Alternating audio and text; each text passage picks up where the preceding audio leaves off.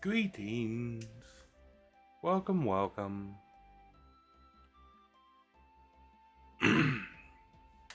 Yeah, I decided to just do a chatting stream today because I'm probably not going to be streaming very long. I was right. What was I right about?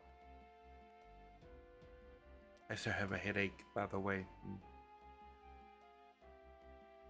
You're back before the stream. Yes. Unfortunately, it's not going to be a very long stream. Because I'm not feeling good. My head is hurting. I can't even put my headphones on, so I can't hear the music that is playing and stuff.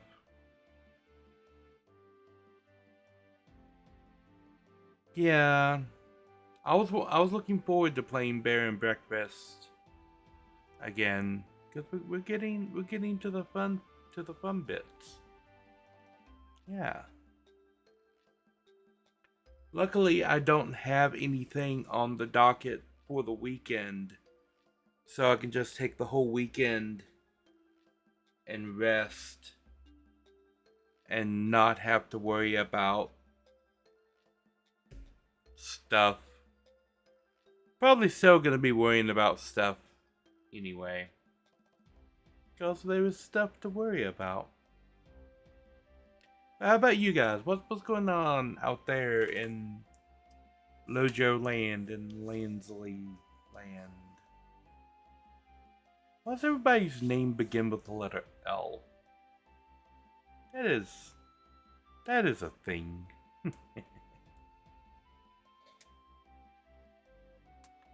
Oh, let's put these on. What music do we got? Oh, it's Donkey Kong music. Bum, bum, bum, bum. Bum, bum, bum. One thing I've been looking through is free games that are out and about. And everybody has suggested this game, Wuthering Waves. I have no idea what it's about. I know of the anime, Seven Deadly Sins. But there's a game, apparently. And then EVE Online is one of the only MMOs that I've never looked at. And they're all free to play. So I'm like, you know what? I might as well take a look. Then I found this thing, which is kind of fun because I can just sit it there. What this is, I will show you this game. It's called Taskbar Hero. Oh, it wants to be over there. Oh, it wants to disappear. Oh, it's right here. Okay. So it's this. And that's it. That's the whole game is this little thing right here. And it's designed to sit right here on the taskbar. And it just sits there. And the two characters just auto walk across the taskbar and they beat different stages. And yeah, they pick up items in the inventory. And you can equip them with new stuff. You can level them up. They have a little stash where you can store things. They have their own Herodic cube that I really only use to turn items into money. They have this room thing where you can buy upgrades.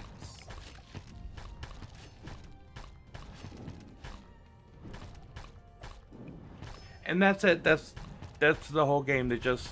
They battle through a stage full of enemies, like these enemies, and then they come up against the boss. And if they beat the boss, they move to the next stage. And if they don't beat the boss, then they just restart the stage. And I can just leave that running there and then go nap for 3 days and come back and they're level 50 or something.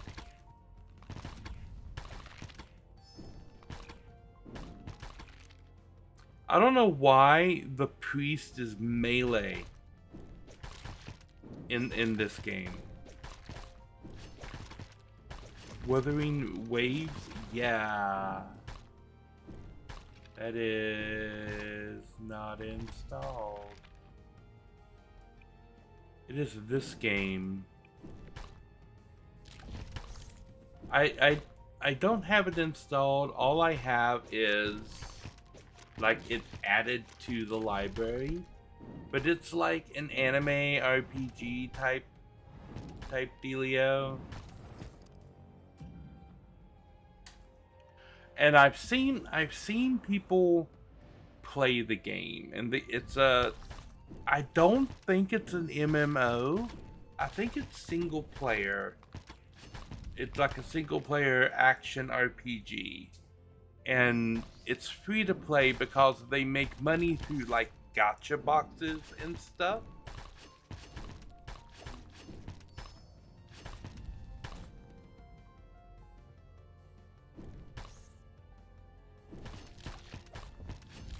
Yeah, I actually know very little about this game other than it's a really popular game that a lot of people like.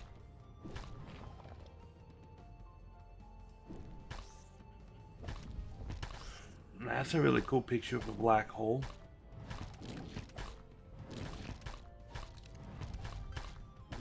To me, it's always seemed very...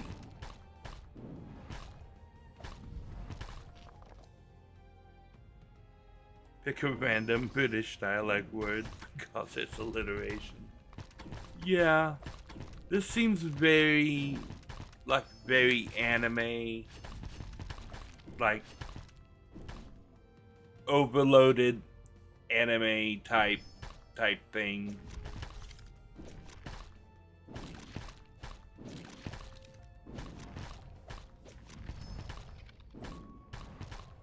This is a new hero, Hiyuki, I guess. I mean, I get that part. Is it a gacha game? Yeah, I think it is.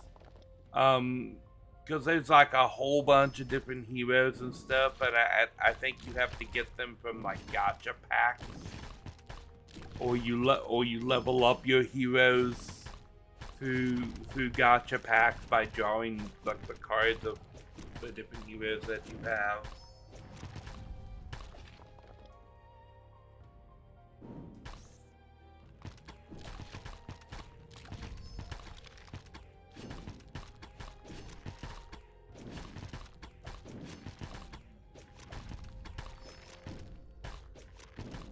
I have new alerts on Ko-fi. Let's log in and see what the alerts are.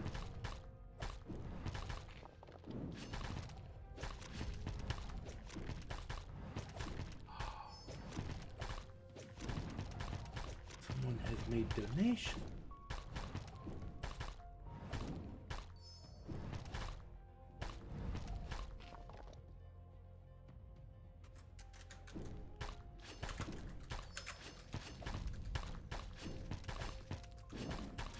Lojo has made donation.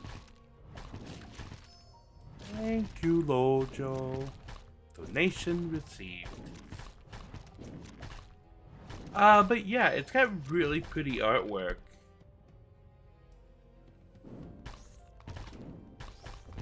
But like this, like samurai girl here, doing that like opening video, like she was doing attacks, but then like every other thing that she did, she was like sheathing her sword, and she sheathed her sword like 5 times. She sliced once and sheathed it 5 different times, and I'm like, okay, I know that there's a whole art to sheathing your sword after you attack, but you can go a little crazy with it. that scene right there.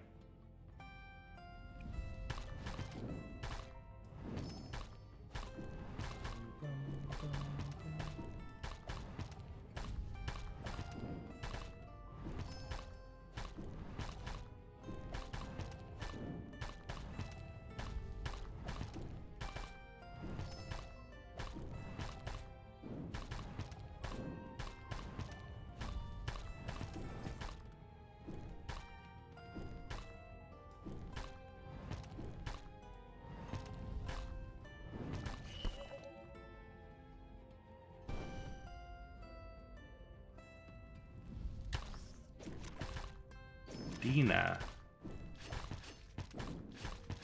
Things on my other screen are making me sign in. I assume Authy is the...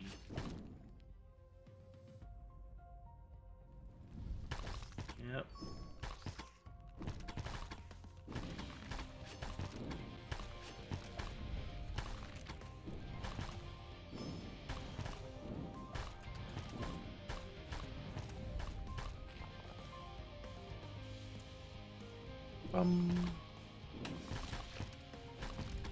The first OCD swordswoman in the game.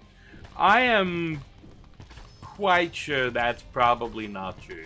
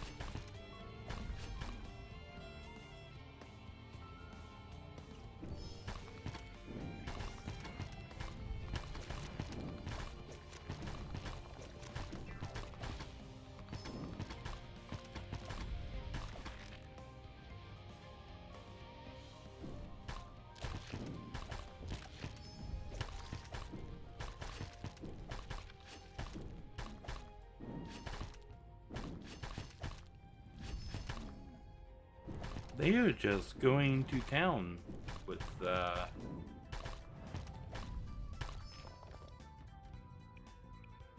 put that in there.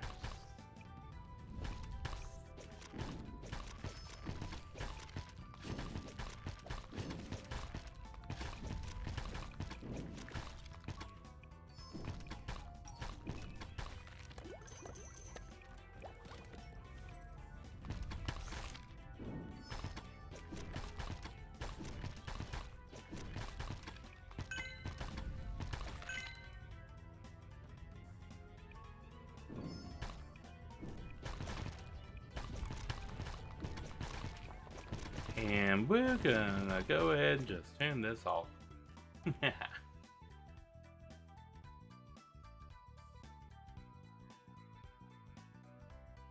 me delete those over there. Thank you very much. Who needs white noise to sleep when you have the sounds of adventuring? I actually won't even be able to hear that when I am sleeping, because it's coming through my headphones, which are just gonna be hanging over here at my desk.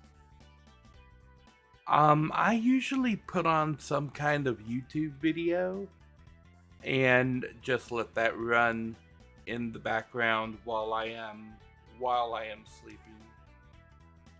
I don't know when I am going to get around to trying this game out. I have so many games in here that I have not even tried out yet. I have like the entire classic Tomb Raider collection in here, because at some point it was on sale for like $5, and I'm like, I'll grab 9 games for $5. That's something that I can justify in my brain space.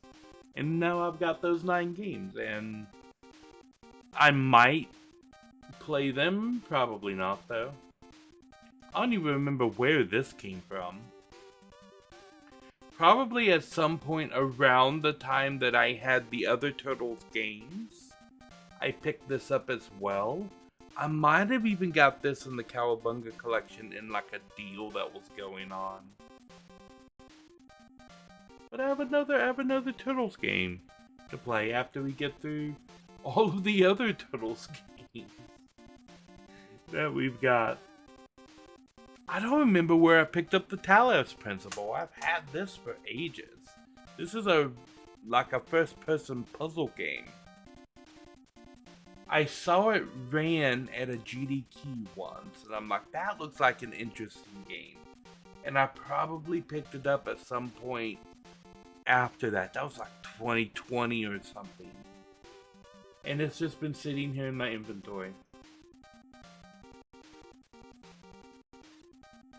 I have no idea what Talisman is, but it's here. I have a Tales game in here. Tales of Zestria.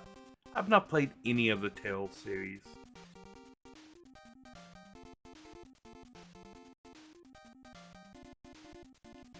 You went through your Humble Bundles purchases when you bought Paint Shop Pro, whatever the newest one is, and there are hundreds of purchases you didn't make. I'm pretty sure that a lot of these games came out of Humble Bundle things, because it used to be you could buy the bundle for $1 and then you would get like 20 games or something like that. And a lot of these games are super, super old. And like I remember specifically buying Super House of Dead Ninjas because a friend of mine did some of the pixel artwork for this game. So I picked up that. I specifically did buy Super Meat Boy.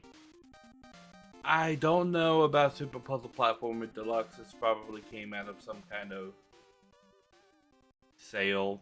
I did buy Street Fighter V. I bought and played Stories Untold on the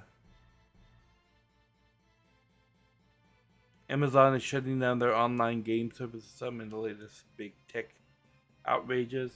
Amazon's gaming service has already shifted. So if you go to your Twitch channel, and here's my Twitch channel.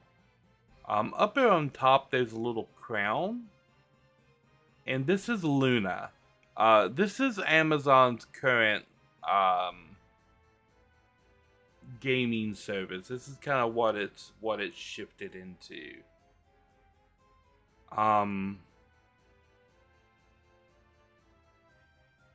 So yeah, and their old Twitch thing is still there. Because they like still give out games every month on Twitch, but now the majority of the games go straight to this Luna service. So I don't know if they're planning on shutting this down, but I know they've already shut down their old gaming service and migrated to this. You've only bought software and books through Humble Bundle because you didn't want to buy tons of games just for the one you want. I'm kind of a pack rat, I guess, when it comes to games.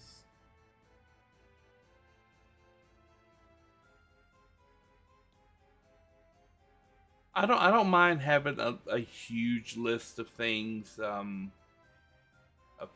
play.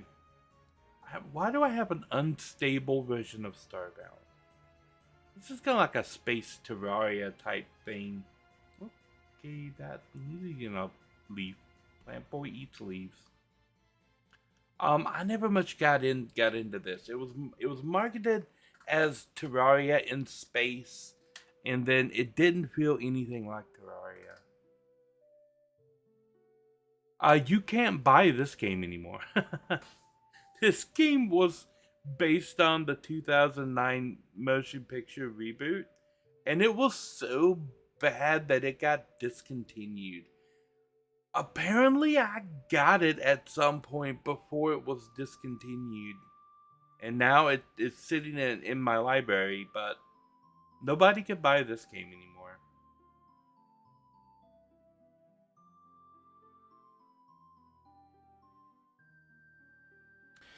Yeah, I don't do the humble bundles anymore because now they are like 30, 40, $50 for the bundle.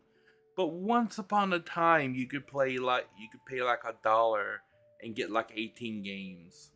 And I'm like, I'm not particularly interested in any of these games, but if I can get them all for $1, this is Spriter Pro. This is a sprite animation software. I'm pretty sure I got this through a humble bundle.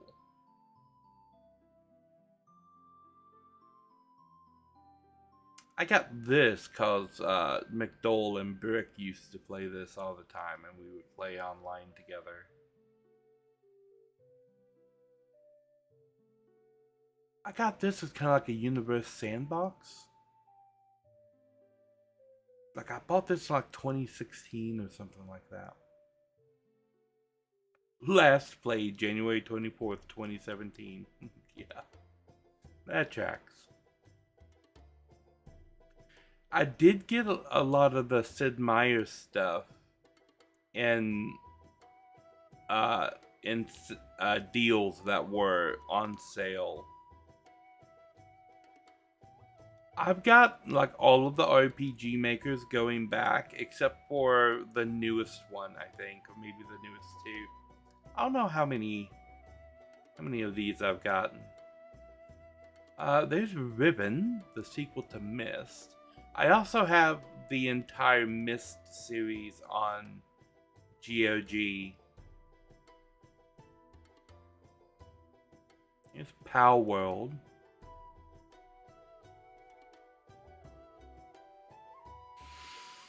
Played it for a little bit, never came back to it. Did I just see Mortal Kombat? Oh yeah, the Mortal Kombat collection.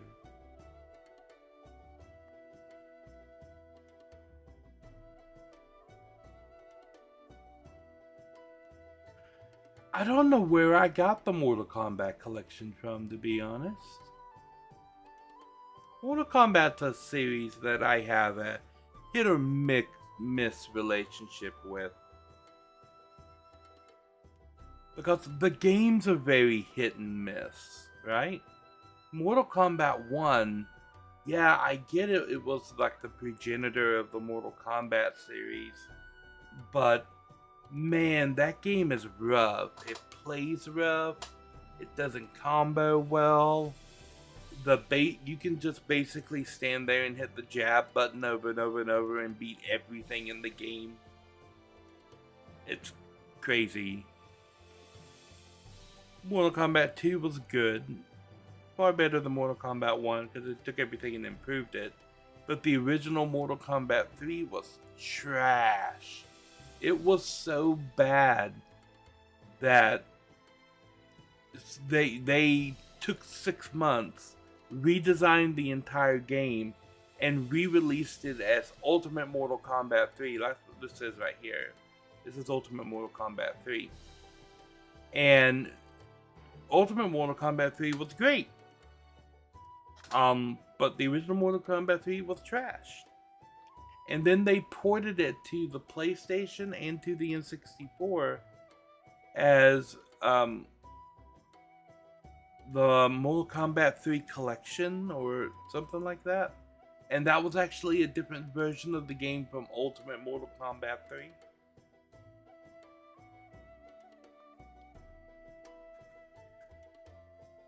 And then you had Mortal Kombat 4 where they were experimenting with going 3D for the first time.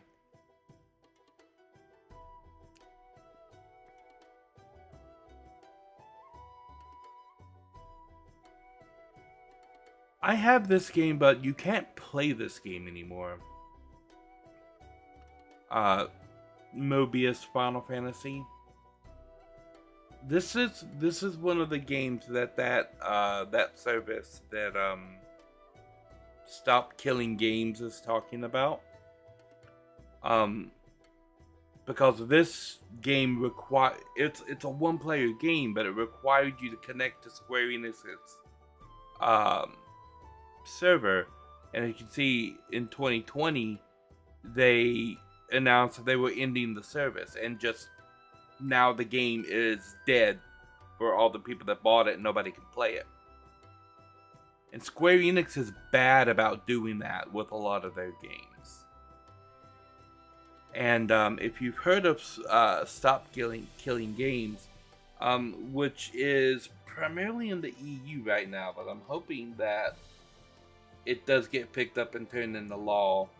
It's going to require companies to stop doing this shit. Like if you're going to take a game and make it dependent on a server that you're maintaining at your company, then you have to take end-of-life considerations into account for the game and leave the game in a playable state when you stop supporting it. And like there's a lot of different ways that you can do that. One, you don't have to make the game dependent on your server.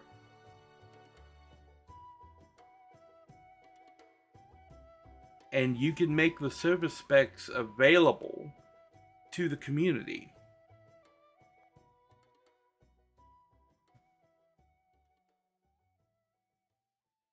A lot of communities do that kind of thing. This game doesn't have that big of an audience for people to really care about it.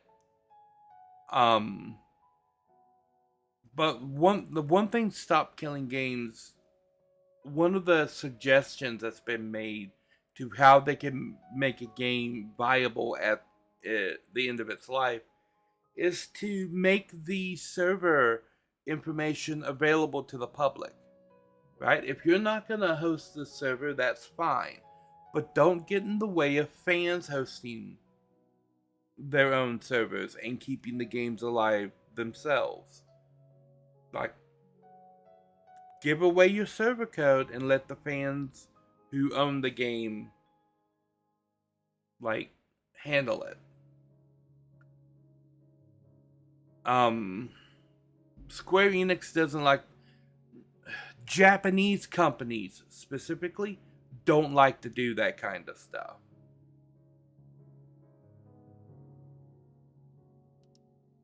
And yeah, like a lot of the Stop Killing Games stuff is specifically like the rest of the world going after Japan and saying, look, your whole idea of copyright is kind of ass backwards from how it should be.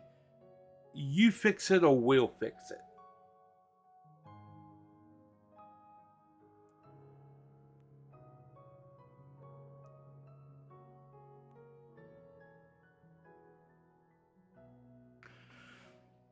I don't know about a 5 years exclusivity, but I think that they should release everything they need into public domain at the end of the game's life.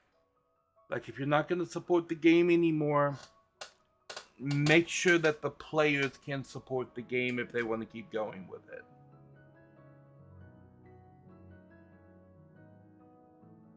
Instead of just shutting it down and then the game like not existing anymore. But Square, well, yeah, there's a lot of games that have done this and were very successful. Doom is a huge example. Back in the 90s, they said, look, we're not going to do anything with multiplayer for Doom or anything like that. And then they just gave all of that code out to the public and just let the fans run with it. And Doom 93 is still being played today.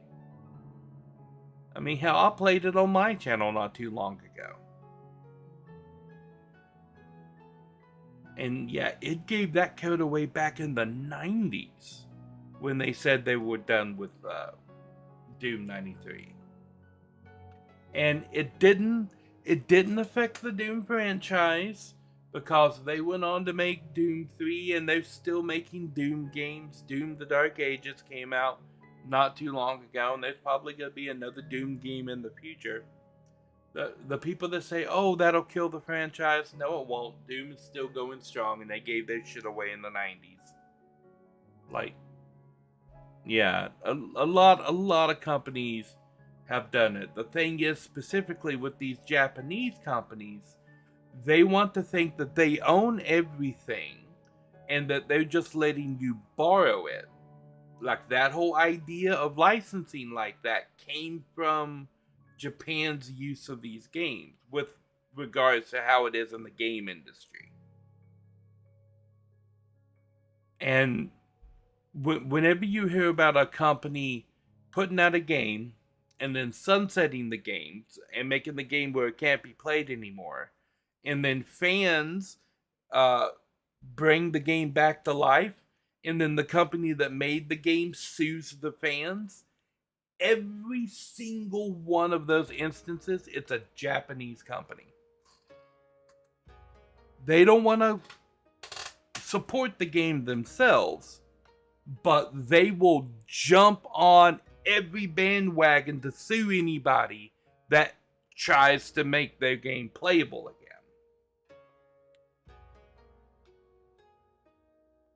Square Enix has done it. Capcom has done it. Sega has done it. Nintendo continues to do it. All of those major Japanese gaming companies.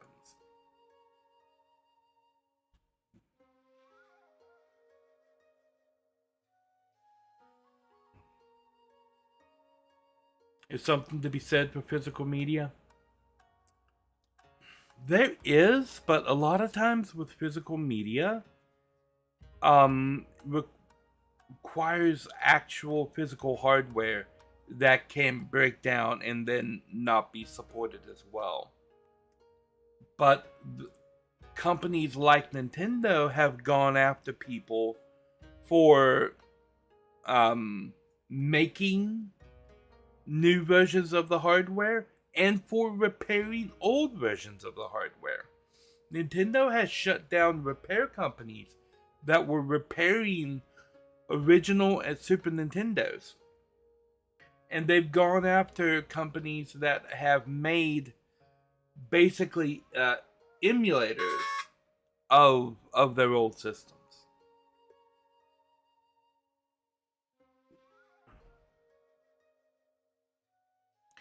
You're collecting physical media, going to create a giant digital jukebox for it all, and then pile all the hardware in the closet.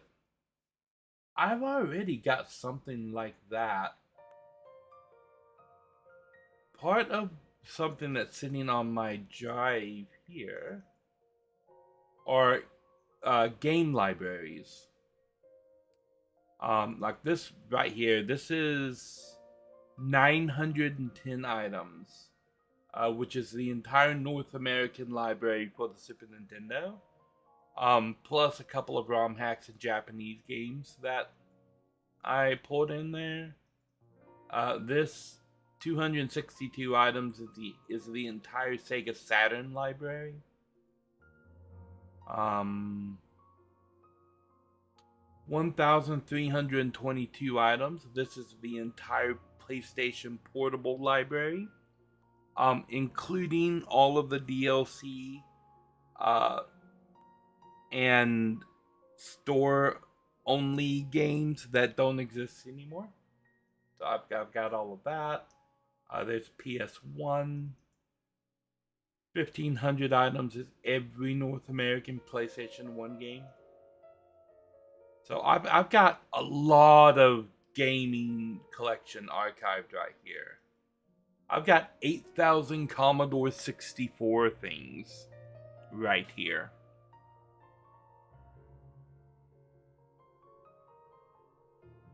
So I've got a lot of gaming history just kind of sitting right there.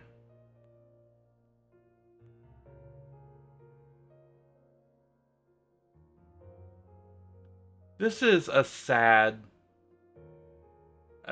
thing. Lego Hobbit: The Unexpected Journey.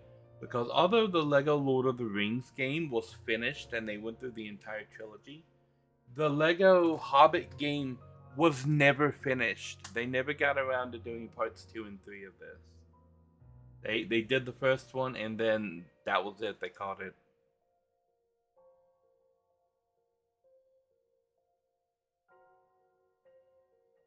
If the game is going to be £1,000 because it's brand new and only sold in Japan for 2 weeks in the 90s, you'll find a way to get it. I've got most of those games in that archive that I just showed you. And there's always a lot of people who say, "Oh, you're emulating. That's like theft." And I'm like, no, half the stuff that I have there is like not available anywhere anymore. I have like the entire virtual library from the DS, the 3DS, and the Wii. Those games are not available anywhere because Nintendo just shut them down. And you can still play them through emulation. You can't buy it anymore. And if you look at the history of piracy with video games, there are really only, yes, there are people who will pirate and steal everything. But when piracy is rampant around a video game, it's one of two reasons. The game is absurdly overpriced, and people want to pay it, but they don't want to pay $110 to buy it, or it's not available anywhere. 99% of the time, it's one of those two things that is causing a game to get pirated. Because the gaming community has proven time and time again, if you take an old game and make it available to play, like modern times, people will buy it and play it.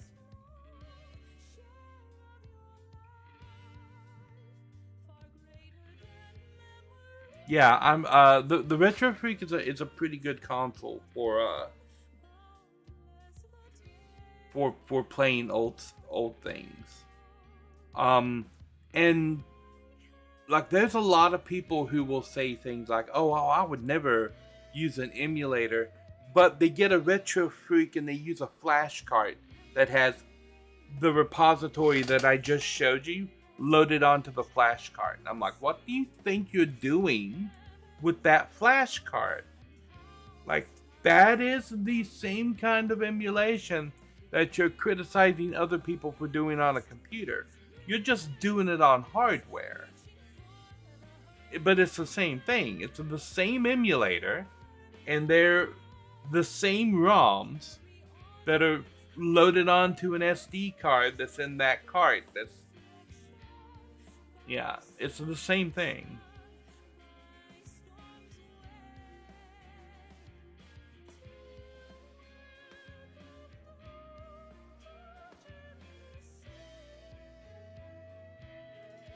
The only way you buy kernel-based anti-cheat games is if you can get a cracked version.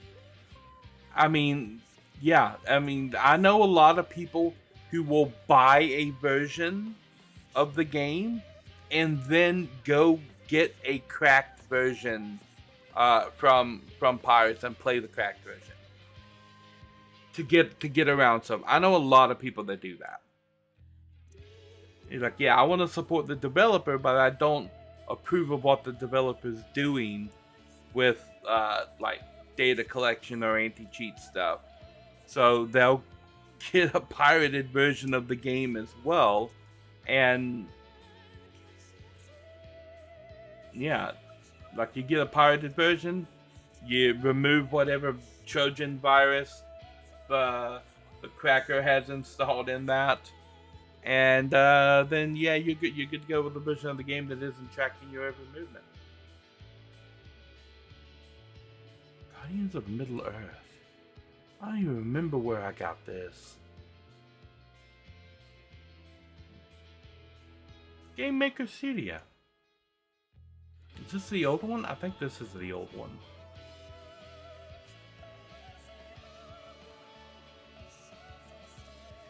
These are the old versions of Final Fantasy 5 and 6. This is the old Final Doom.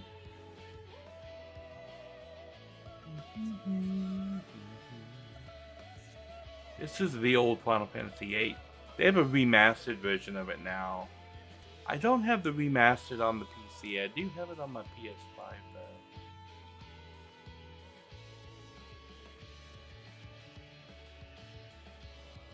Doom 2 and Doom 3. I think I have the Ultimate Edition installed of Doom 3.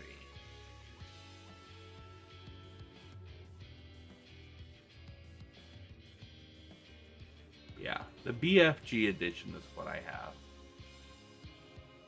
And Final Doom is inside the Doom 1, Doom 2 version.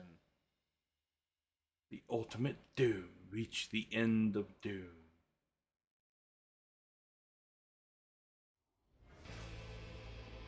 Kill overkill. Kill only a single enemy with the BFG 9000. Cooking with plasma. Kill 5 enemies in 5 seconds with the plasma rifle. Plasma rifle is fun in this game.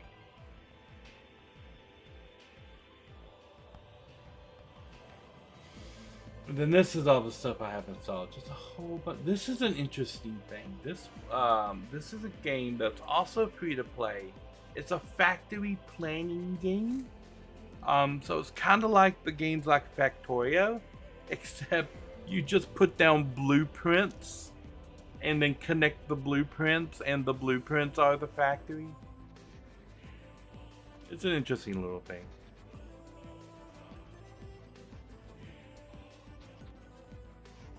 You have a ton of game maker programs because you want to make some small games, but like many things, you need your tower set up. Then get your tower set up. Sounds like there's a lot of reasons to get your tower going. Get it set up, then you can make games, you can play Final Fantasy, have all kinds of fun. The Tales Remastered. The wheels of Lansley turn very slowly. I can understand that. My wheels are turning rather slowly. Here are the other Ninja Turtles games I was talking about. The Cowabunga Collection, Shredder's Revenge. This is an interesting little game. This is an AI game. So you're talking to this chick, Stella, who's crash landed on an alien planet called Gaia. And yeah, you're having conversations with her, and she's explaining how she's stuck and she needs help, because even though she's like an astrophysicist, she can't figure out how to get out of her escape pod. And she's like, there's a door, but it won't open. I'm like, well, use the emergency release. She's like, where's that? I'm like, it would be next to the door, probably marked emergency release. Or there's like a panel or something over there. Like, you said you got tools. Take it apart. A large language model text adventure. Yeah, it like I can show you guys what this is like.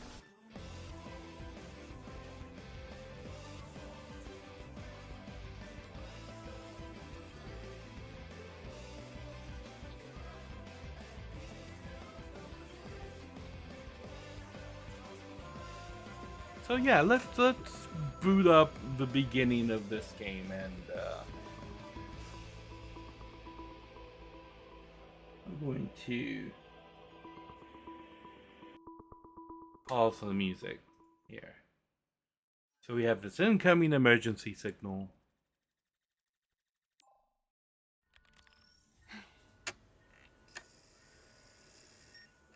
Looks like the power's on, but...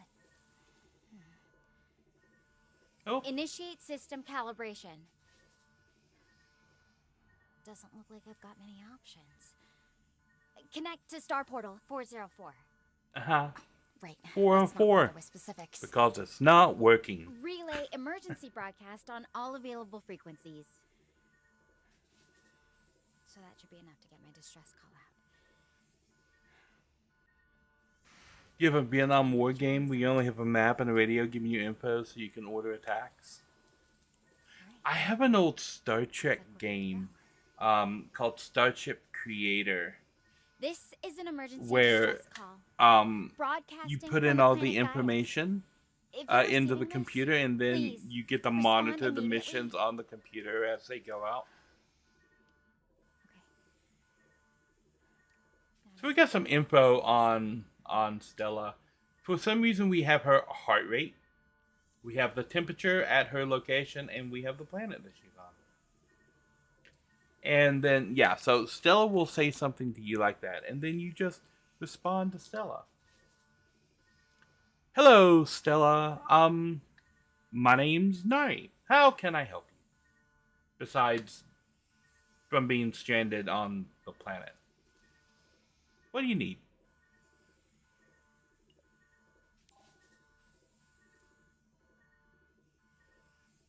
Oh, thank goodness. Someone actually See? picked up. Nice to meet you, Nari. I'm, not entirely sure how you're receiving my signal from all the way out here. We've The been pod trying to systems are contact pretty you. beat up from But your landing. car's extended Can warranty. you tell me how you managed to get my distress call? Well, I opened this game and then bam, there was your distress call, like right there on the screen. But more importantly, we have been trying to contact you about your car's extended warranty. Ah. Wait, what? That's not what I expected to hear. I'm definitely not worried about a car right now. I'm stuck in a life pod after a crash landing on an alien planet. But since you're here, can we focus on my situation for a minute? She's I not really need to interested figure out about how to her get out of this extended pod. warranty.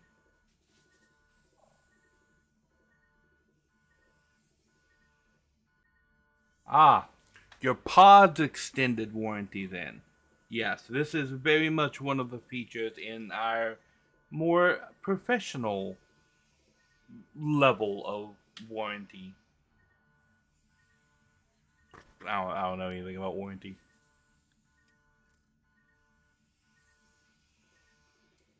Nari, I need you to focus. This isn't a joke, and I'm not in a position to mess around with warranty sales pitches. I'm literally trapped in a damaged pod on an alien planet. Can we please talk about how I can get out of here? So yeah, that's basically the game. The LLM that they're using to drive this game is rather good for LM for AI standards. It's pretty good. Stella responds to you. She picks up on what you're saying. I've not had many problems. Um, you have a chat history here, and it catches what you say fairly well without having to do any kind of setups or anything. And then you just help Stella out of the situation that she's in. If you would go over to your escape pod door, there should be a little panel on the side that you can take apart with some tools, and then get the door open that way. So if you tell her what to do, she's gonna go and she's gonna do it. Let me check that out real quick.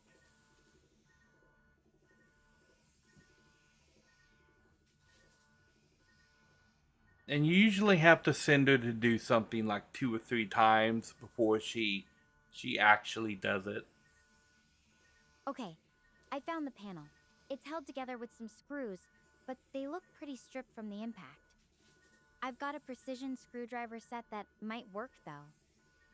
What do you think is the best way to approach this? Yeah.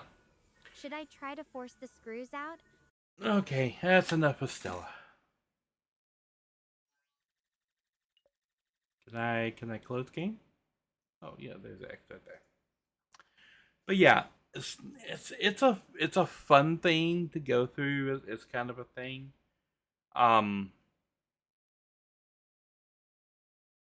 But yeah, Stella is supposed to be an astrophysicist. She can't figure out how to get out of her escape pod without you specifically telling her, hey, you need to take your screwdriver, go over there, unscrew that panel, and then pull the manual release from inside the panel. And the escape pod is pretty straightforward.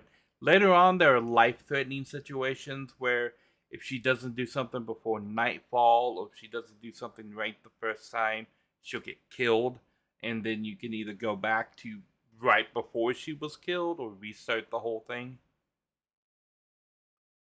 But you're basically just guiding an AI bot through a predetermined set of encounters.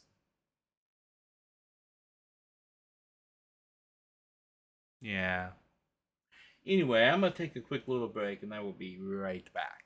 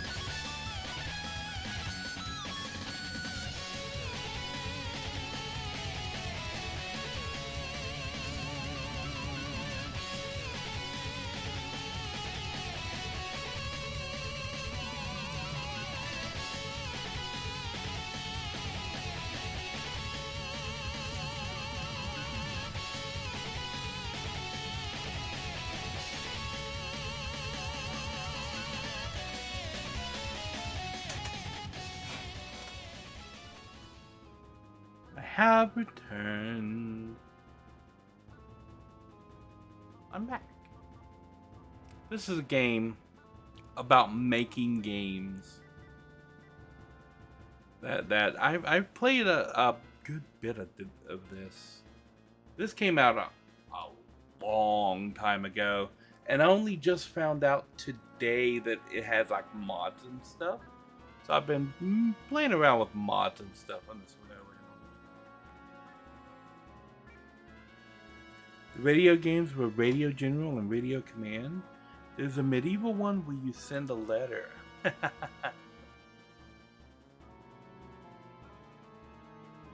I haven't given this Voyager game a try since that first time. Right after my buddy got it for me. There's a new update where apparently they've added the Delta Flyer, and so it might be worth checking out again to check out the new update and to see if they've just fixed the instability, because I think I showed this on stream where it kept crashing when I was trying to get into it. Read the patch notes. Delta Flyer, yeah.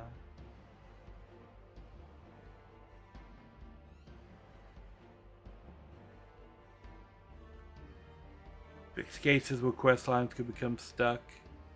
Fix several blocks in existing quests. All of these quests had blocks in them.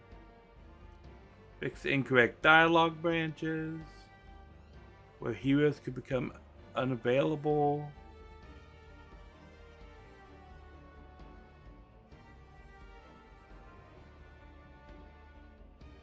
Added HUD indicators, improved shuttle bay visuals.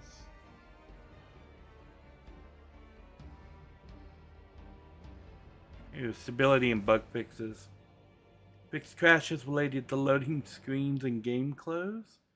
Fixed room widgets not reacting correctly after removal or cancel construction. So yeah, it looks like they fixed a lot of stuff. Well, they added the Delta Flyer, which was a pretty big part of the show, and it looks like they've upgraded the entire shuttle system with regards to the Delta Flyer. Because this is one thing a lot of people were talking about. Where's the Delta Flyer? That was a big part of the show, because Tom Paris, built his own shuttlecraft and everything. And now they've added that in. And they added customizable difficulty settings.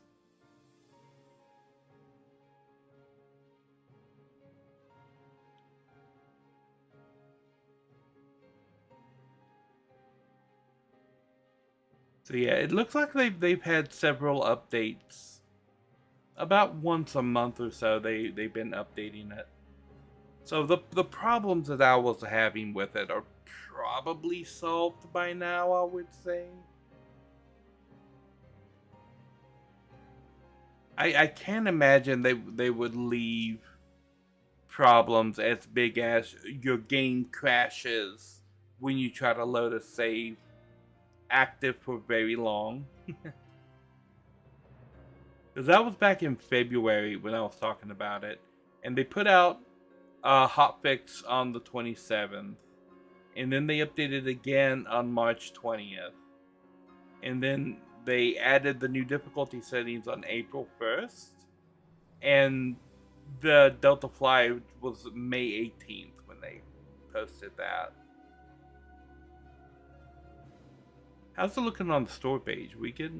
It's getting very positive reviews recently.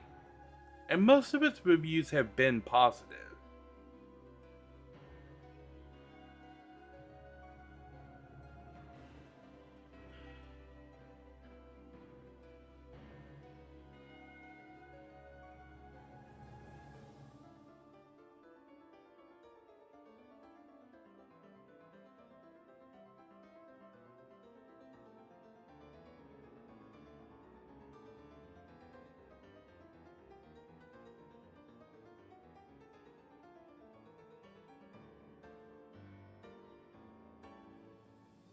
Yeah, this is the new game maker.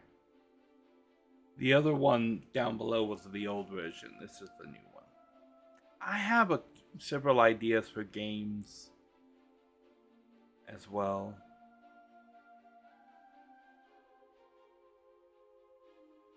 I just don't have any time to actually get going with any of it yet.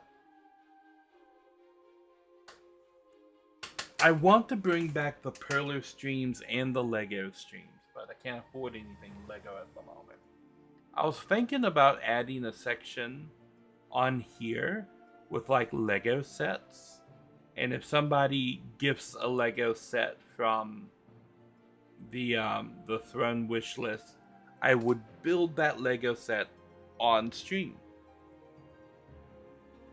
So I was thinking about doing that. I need to go back and make sure this is up to date again. I need to finish this as well.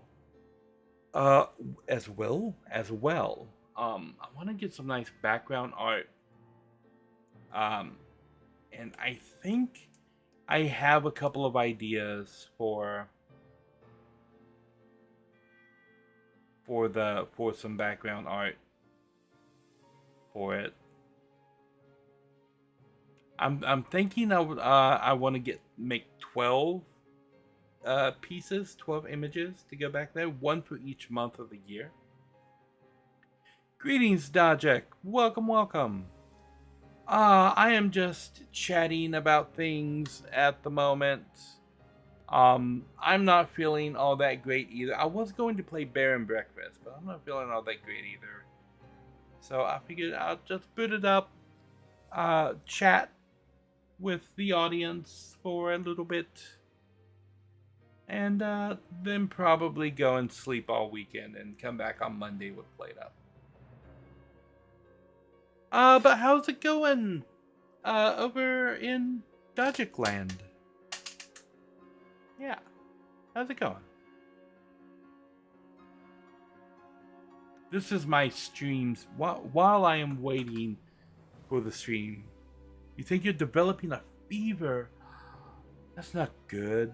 You need to also take a rest. See, it was a good thing that we canceled the collab tonight, because nobody is feeling all that great, and things are just better when everybody is like feeling good and excited. You're super busy at work and they're sending you on work trips now. You have to leave Sunday for 2 weeks. Are you gonna be able to? Oh, yeah, I remember we talking about that last week on Planet Crafter. You're not gonna get to play for those 2 weeks, are you? That's sad.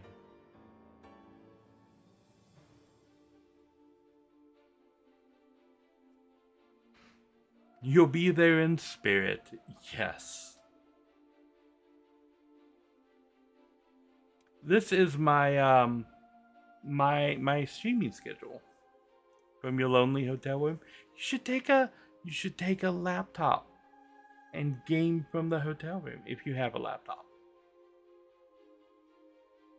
I used to game from hotel rooms all the time when I was a truck driver, but then I also gamed from inside my truck. I had one of those little Verizon hotspots, and then I had a PS4. You should take your Microsoft Surface and play Chrono Trigger on it. Yes, Chrono Trigger is a great game. Yes. It's a great game that doesn't have a lot of great ports of it. And I'm wondering what Squeenix is up to that they're not... Like, if I had a game that was as loved as Chrono Trigger, I would put some effort into, I don't know, remastering it for modern systems and throwing it out there instead of doing Final Fantasy IV for the 13th time. Yeah, Final Fantasy IV has been released in the double-digit numbers of releases at this point. Final Fantasy 13 has not seen a single re-release from its original release. But 14, arguably not one of the best games in the series. Yes, I know that's a hot take. Everybody loves Final Fantasy. Everybody loves Final Fantasy 4. But Cecil, he becomes a paladin from a Dark Knight. I'm like, yeah, that's great. Like, how am I supposed to feel excited about the one thing that everybody knows about Final Fantasy 4 that's supposed to be the great big twist? Cecil is a paladin. What? Like, yeah. But yeah, Final Fantasy 4 got a Wonder Swan re-release. It got a PlayStation 1 re-release. It got a complete 3D remake. It got a sequel. Its sequel got a complete 3D remake.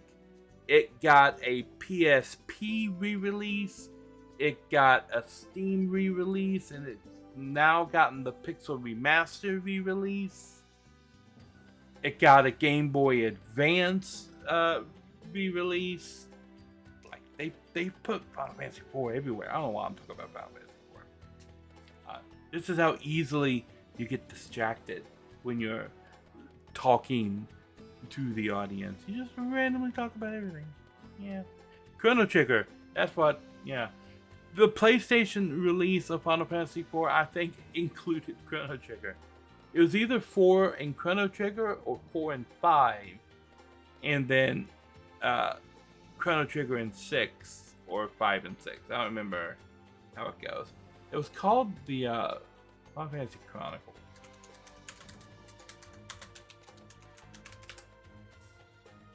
Yeah, it was Chrono Trigger's only re-release. Well, no, it's got two. Chrono Trigger had the Steam one. Was with Final Fantasy IV, oddly enough, for the PlayStation, Final Fantasy Chronicles. There was another one of these called Anthology. That was Final Fantasies 5 and 6. And it was that's actually the first time Final Fantasy 5 was released in the West, was on the Anthology.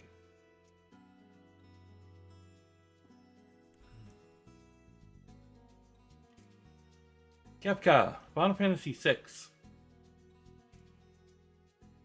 This one.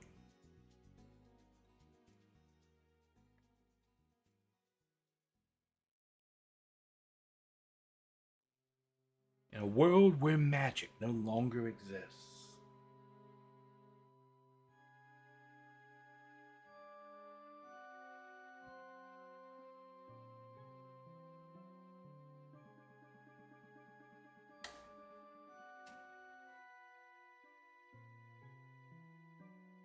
Doom Train, I remember that. Oh, the opera scene. They've completely redid the opera scene with actual voices for the Pixel Remaster. I didn't realize that they had done that.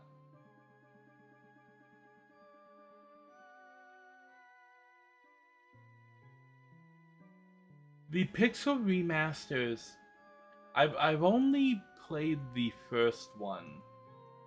But they did the first 6 games. And the Pixel Remaster of FF1 was pretty good. It's not feature complete, which surprises me that they would go through the trouble of redoing the classic Final Fantasy games, but not make them feature complete. There were dungeons that were added to Final Fantasy 1 in its Game Boy Advance release, the Dawn of Souls release. And then there was another super boss that was added in the 20th anniversary PSP release.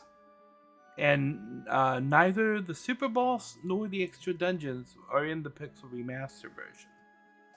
With Final Fantasy II, there's actually a sequel to this game called Soul of Rebirth that isn't in the Pixel Remastered version. Um, Final Fantasy 3 is feature complete, but Final Fantasy 4 is missing the sequel game, The After Years. Although the After Years has been, as I mentioned before, in all the previous re-releases of Final Fantasy 4, including the 3D version, because Final Fantasy 4, like Final Fantasy 3, Final Fantasy 3 had a 3D remake. Final Fantasy 4 had a 3D remake. And they went as far as to take the sequel to Final Fantasy 4, The After Years, and give that a 3D remake as well. But the Pixel Remaster version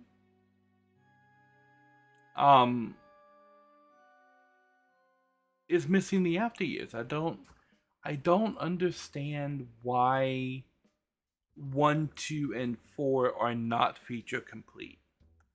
That being said, Final Fantasy 5 in the Pixel Remaster is also not feature complete because there were jobs that were added for the Game Boy release of Final Fantasy 5, and then again for the PSP release of Final Fantasy 5, had jobs in the game that are not in the Pixel Remaster.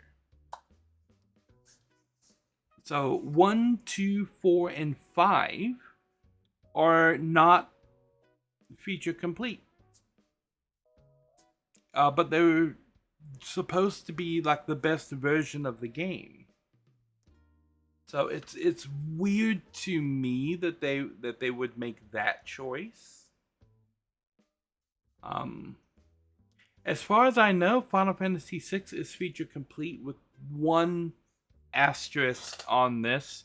There's a scene that was in the original Final Fantasy VI that was edited out later and changed and then put back in but changed. But I don't think it appears in anything but the original. You've never played a Final Fantasy game, you tried FF7 because of the hotness in high school, but nope. What did you not like about Final Fantasy? Final Fantasy is a franchise that I think everybody can get into it because the games are so wildly different from each other that there's something there for everybody to enjoy. You're not a fan of random encounters, so Final Fantasy 12 might be a game for you because there are no random encounters in that game. You can see the enemies on the field, and if you can avoid the enemies, you avoid the encounters. 12 is like that. 13 is like that. 15 is like that. 16 is like that. It's like a horror game. The monster's just a pain in the ass slowing the progress. Well, a lot of the newer Final Fantasy games, 12, 13, 15, 16, don't feature random encounters. The monsters are actually out there on the field, the monster or the people or whatever, and if you can sneak past them, you sneak past the encounter.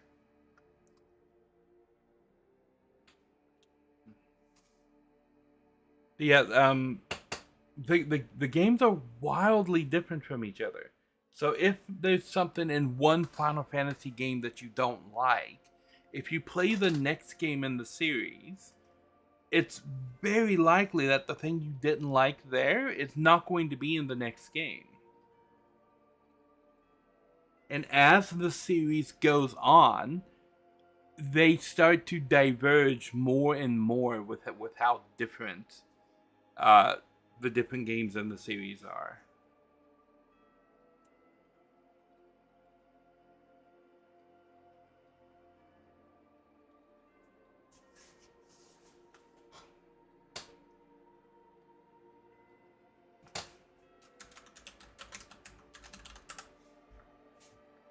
Let's see.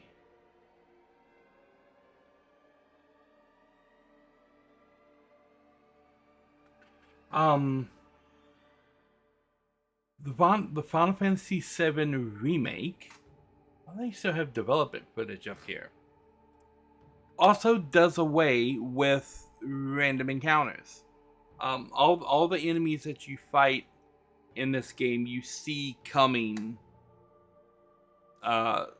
from like far away, and you can walk past them and dodge the encounters as well. So if you like the setting of Final Fantasy VII, but you don't, it's just the random encounters that you didn't like. The FF7 remake it is a good way to maybe not all the gacked stuff here. But yeah, the 7 remake is pretty solid. There's Mr. Strife.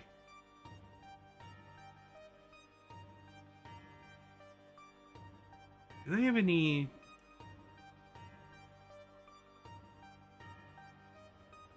I guess they don't have any like combat things of the FF7 remake. And then Rebirth is basically like open world. It's as close to open world as, well, no, because I think you can get a lot closer to true open world, and we're gonna see that with part 3, which is probably gonna be called Return, like I'm calling that right now. Part 3 is gonna be Final Fantasy VII Return. Remake, Rebirth, and Return. That's the series.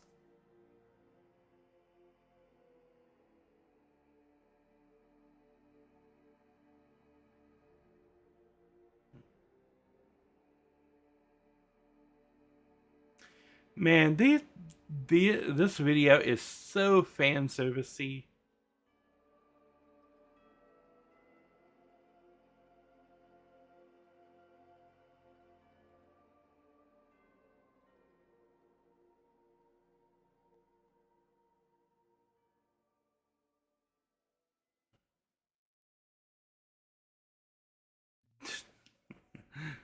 Sephiroth, shall I give you despair? Yeah, it is an advert. That is true. Recent reviews have been mixed. Why are we getting mixed reviews? Dodif doesn't like it. The truth is, it's complicated.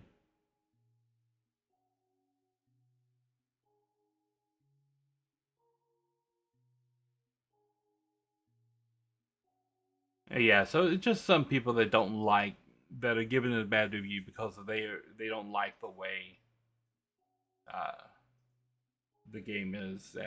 That's fine. People do that all the time. Final Fantasy 15 or the Coleman camping commercial. Tell me they have the car that I was using in Final Fantasy 14. My God, the stuff that they've done to that car. But yeah, the car that I was using in 14 to drive Lady around all over the place. And if you've been watching DG's stream, DG is another VTuber, Disappointing Guardian.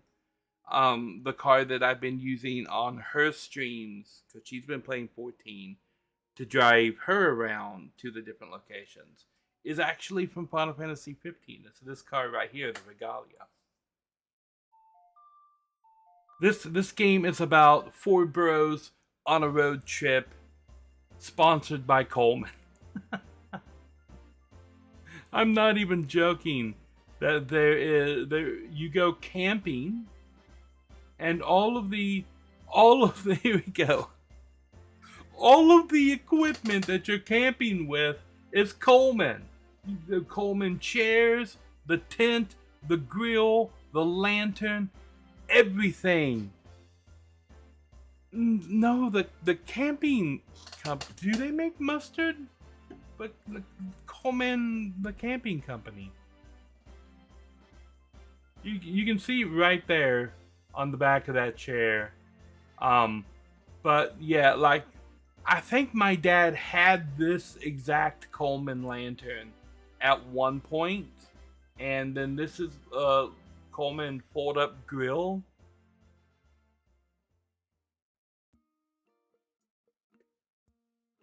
I think you don't really go to any of the other kingdoms. You don't really go to your kingdom because you're not allowed back in after like the first like chapter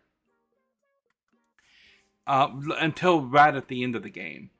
But Final Fantasy 15, a lot of people really enjoy FF15 because it's the first time one of the 3D games went truly open world, but they kind of forgot to put a story in the game. Cause the whole first part, like of Final Fantasy 14, about a fourth of the game is, oh wow, open world, you can go anywhere. And then you get funneled into a little town, and then they advance the story a little bit. But if you don't watch the accompanying like DVD movie, Final Fantasy Oregon Trail, it really does feel like that. There's a movie called Kingsguard that came out with Final Fantasy 15, and so your main characters all leave on their little trek, and they're going to Golden Key. It's oh my god, what? Let's go down here to get it. Noctis, that's it.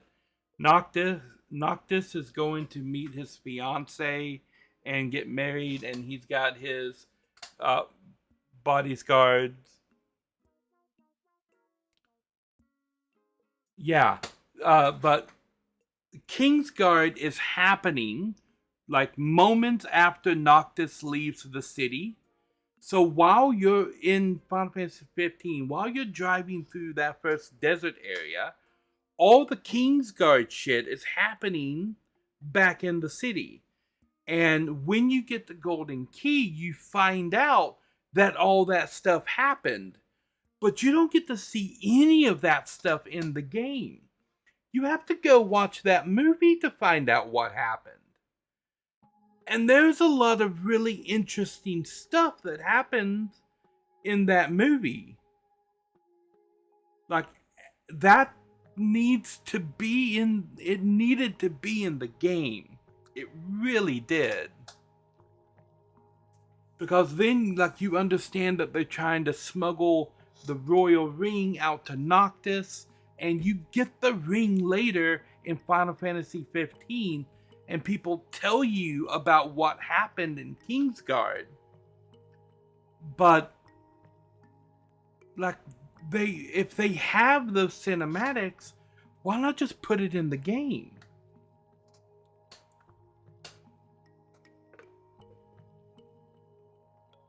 But Final Fantasy 15 suffers from that a lot.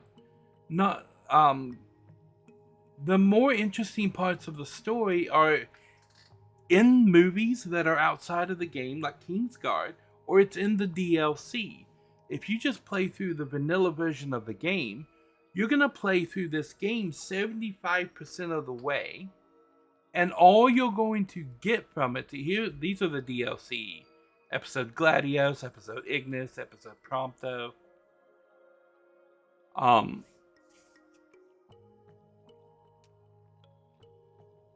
But if you just play the vanilla version of the game, you're going to get 75% of the way through this game before the story, like, kicks up and gets going. And, like, 15 has a fantastic story. But that story is told almost exclusively in the last 25% of the game. Which is kind of missing the mark, I think. Because they had the story there. And they told it in Kingsguard. And they told it in the flashback episodes of the DLC. It's just not in like the core version of the game.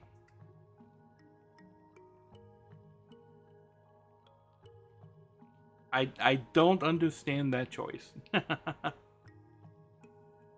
But hey, we get a female kind of Sid with Cindy. They should have just locked down and said, okay, we're not gonna have Sid. But it turns out her grandfather is like is the Sid, and he owns the shop, and Cindy is just the hot chick that fixes our car.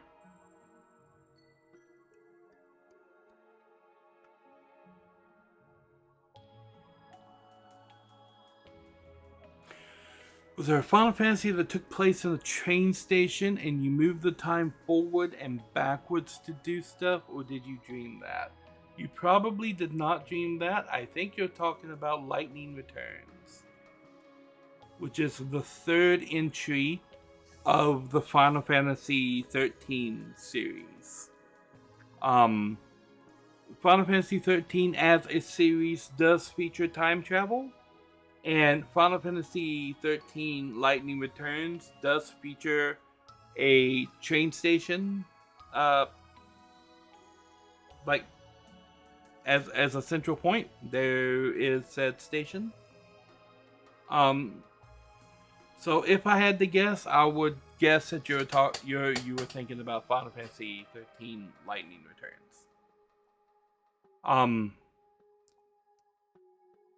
Time travel isn't really the thing that's happening in Lightning Returns.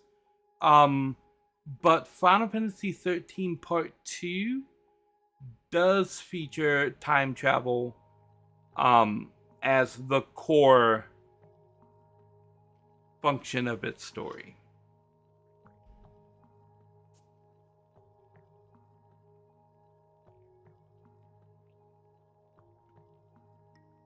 I have 13.13.2 and Lightning Returns in my Steam libraries.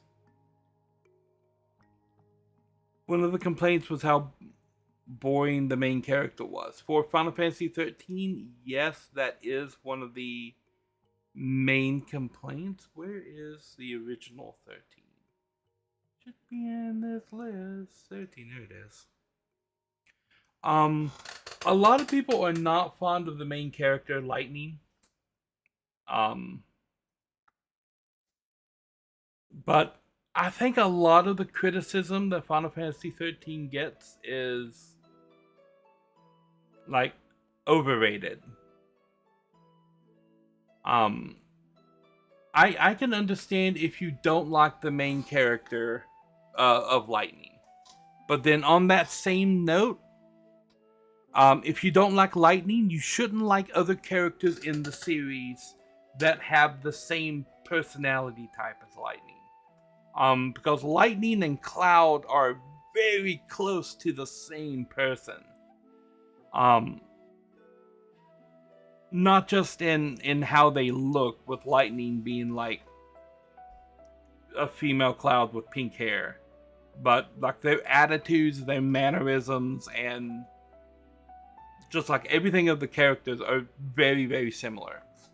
So, but I've seen a lot of people who say they don't like Lightning, and they'll list the reasons that they don't like Lightning, but they'll say they like Cloud, and they'll list the reasons that they like Cloud, and they're the same reasons.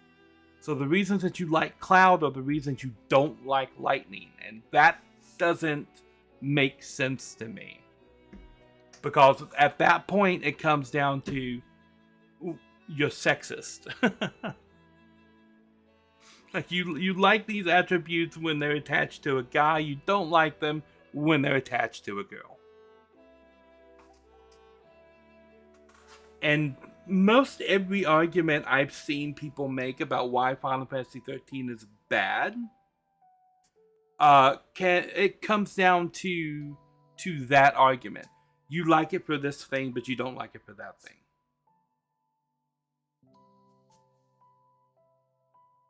You never understood the appeal to Cloud outside the aesthetic. Cloud has a rather interesting story to him. But as far as main characters go, Cloud is not anywhere close to my favorite character as a main character across all of the games, or in Final Fantasy VII. Cloud's not my favorite character.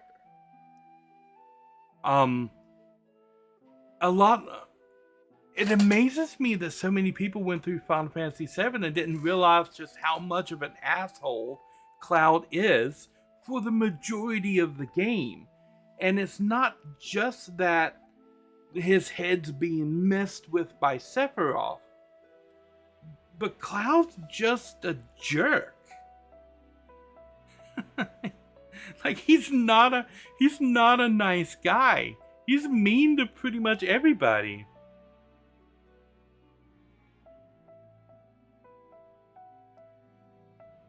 I think Sephiroth as a villain is also kind of overrated. At least in the original Final Fantasy VII. Because there were questions that we didn't have answers to in the original FF7. And I think the remake trilogy has cleared up a lot of Sephiroth's backstory. And Advent Children cleared up a little bit of it. But from all the things we've learned about Sephiroth outside of Final Fantasy VII, he's become a more interesting character. The long coat and katana was peak 90s edge. Technically, that's not a katana.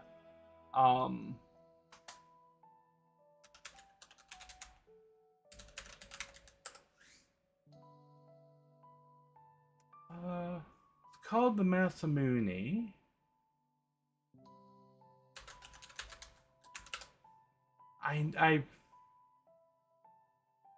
Odachi, yeah. Sephiroth's sword is an Odachi, which was a horse-killing sword. So yeah, technically not a katana, Odachi.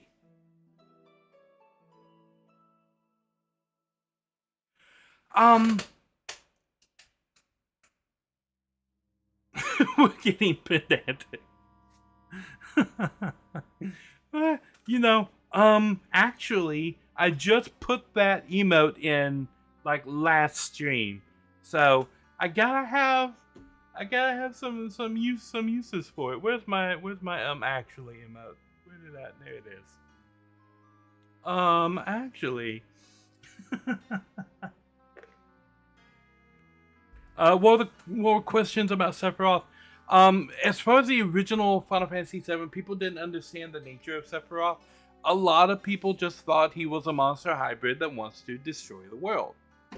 That's because for the whole first half of the game, every time that you encounter Sephiroth, you're not actually encountering Sephiroth, you're encountering Jenova. And Jenova is a monster hybrid alien from space that wants to destroy the world. Sephiroth was created using Jenova's DNA mixed with a woman named Lucretia.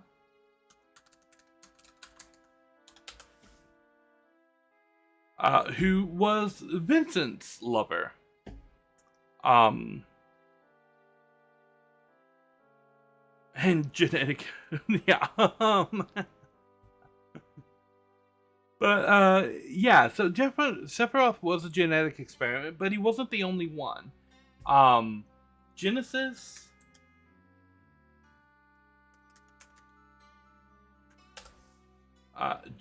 was another one, and this was brought out in Crisis Core, and then Angeal was another one. These were the other two halves of the experiment of the Sephiroth project.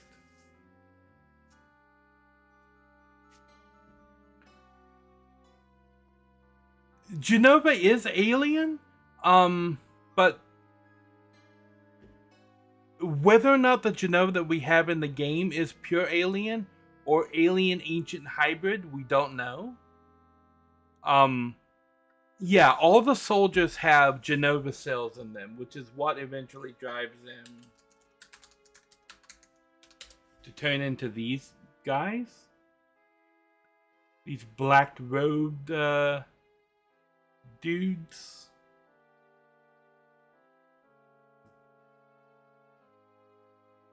If I can get a good picture. There's a picture of one.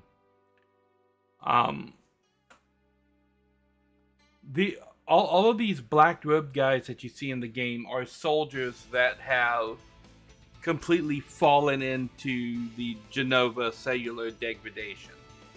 This is the fate of all the soldiers. They will eventually become one of these guys. And you see flashes of this in Cloud in Rebirth, where he's having flashes from when he becomes one of these black robe guys, and they're just being pulled to Sephiroth. And we see it with one of the other characters. We meet a character in Final Fantasy VII Rebirth. Roche. And he's a soldier, first class, and you fight him in Remake, you fight him again in Rebirth, and then after you beat him in Rebirth, he turns into one of the black robe guys, like right there on the spot, because he just pushed himself way too far, and he took extra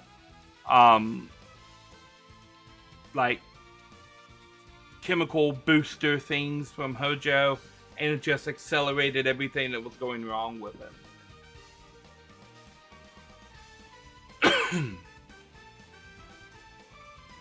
But yeah. So we have all of that.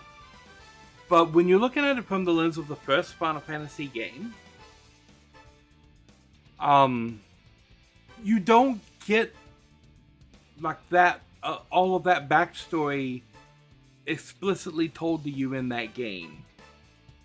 There are places where you can find it if you read the books in the Shinra Mansion. If you look at all of the like reports on the log in the Snow Village before you do the snowboarding, because they're not there, you can't get back into the lab after. You can get some of this backstory there, but it's not presented directly in the game. And Roche is not in the original Final Fantasy VII at all. In fact, you don't encounter any other soldiers in the original Final Fantasy VII, to my knowledge. You encounter the Turks, who have been amplified as well, but not in the same way that the soldiers were. Yeah, the only other soldier you hear about in the original FF7 is Zack. But yeah, the whole like Sephiroth and like Genova project, that's flushed out in games outside of Final Fantasy VII. In the original 7, like you're told that you're chasing Sephiroth, right? Because you see Sephiroth, you see the aftermath of things that he's done. You see that it was his sword that killed President Shinra. You saw that the big snake near Midgard, the Zolom, was impaled on a tree. And you know that it was Sephiroth that did those things because he had just passed that way, and he's the only one that could have. So you've seen examples of his strength. But every time that you catch Sephiroth, you don't end up fighting Sephiroth, you end up fighting Genova.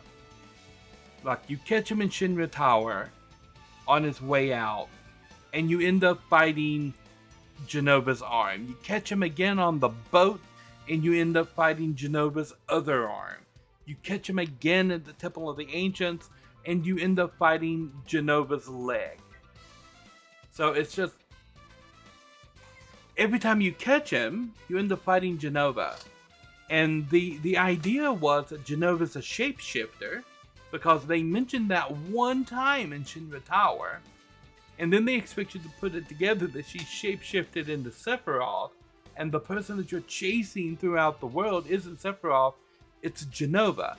But they never mention that plot point again in the original FF7. And then later you do in fact come across the real Sephiroth when you find out that he's dead, that Cloud killed him 5 years ago. But then that's mentioned one time, and it's never mentioned again. And then you encounter Sephiroth, I think, 2 other times before you fight him at the end of the game. But the Sephiroth that you fight at the end of Final Fantasy VII is not the thing that you've been chasing throughout the entire game. But you've been chasing Genova. And the Sephiroth that you fight at the end is actually the original Sephiroth that died in Nibelheim 5 years prior. And there's a reason for that. Sephiroth and Genova have kind of a symbiotic relationship. There's a reason that Genova turned into Sephiroth. It's because Genova's genetic memory has been overwritten by Sephiroth. Somehow he gained the ability when he fell into the life stream after Cloud killed him. He didn't die and return to the life stream like everybody else does. And it was Genova's cells that did that allowed him to stay separate.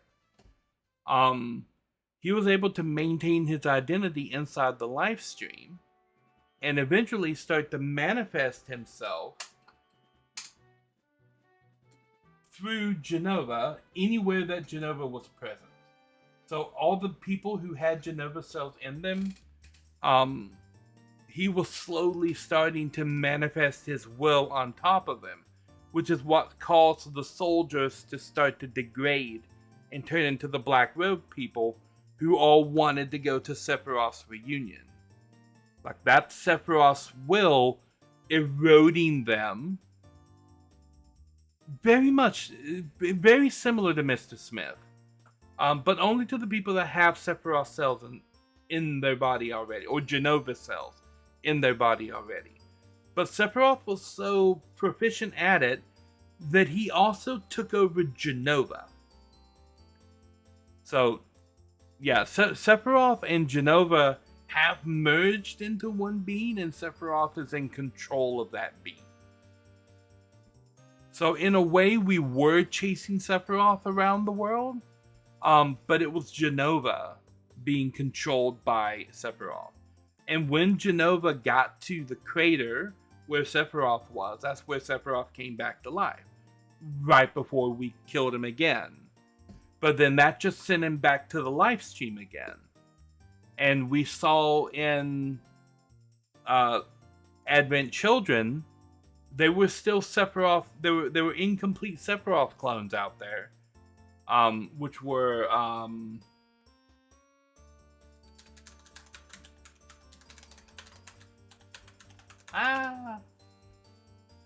the remnants of Sephiroth. What were their names?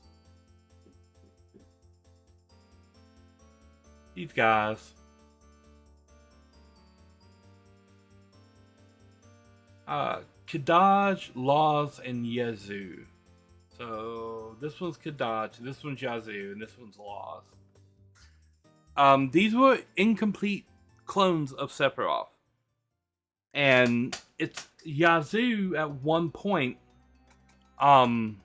gets his hands on what's left of Genova, which is a slice of her neck. And the moment that he touches it, he turns into Sephiroth.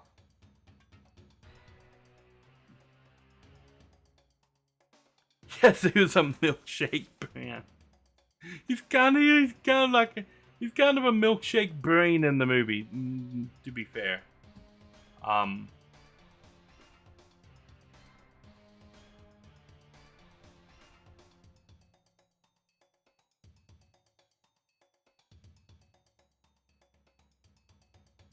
But yeah, they're supposed to embody different parts of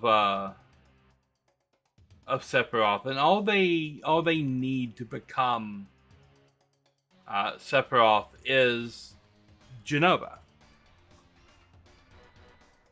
So one of the interesting things about the Final Fantasy VII remake is even though it's telling the story of the original Final Fantasy VII, it's not a remake. It's a sequel. The Sephiroth that you encounter in the Final Fantasy VII remake, you encounter Sephiroth a whole lot more than you encountered him in the original Final Fantasy VII. And that Sephiroth is the Sephiroth from the original FF7. The one that we fought in the crater, that we killed, and he went back to the live stream. This time when he goes back to the live stream, he maintains who he is, but he starts manipulating things, and he figures out how he can jump to other timelines and start manipulating timelines and stuff. And he kind of resets everything and goes back to try and change the way that the story played out. And that's what Final Fantasy VII Remake is. That's him going back and trying to alter the story. So he's messing with Cloud from the start in Remake.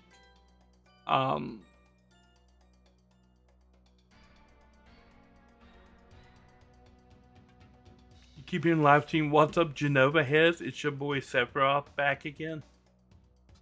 That's kind of funny.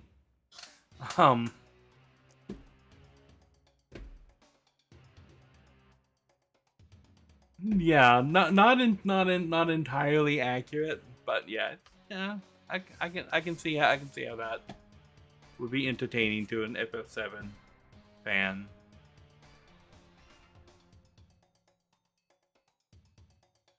But yeah, Sephiroth is an alien human hybrid that is trying to hijack the live stream of the planet. Returning to the live stream. Yeah.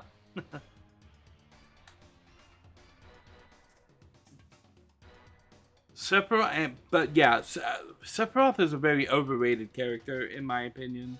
He's a lot more interesting in the remake trilogy than he was in the original Final Fantasy VII. And now with a lot of his backstory coming out in Crisis Core and in Ever Crisis, because they have a whole thing about teenage Sephiroth in Ever Crisis that is really interesting. Ever Crisis is another Final Fantasy game that they're doing, and it's the most of this game is them retelling Crisis Core or retelling Final Fantasy VII or Advent Children. But then they put in an entire original storyline, and you can see in parts of it right here, about Sephiroth when he was a teenager. Like before he became the legendary soldier that the whole world knew.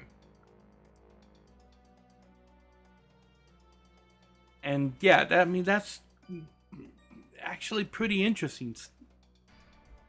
And so Sephiroth is a lot more interesting of a character now that they're expanding out his backstory.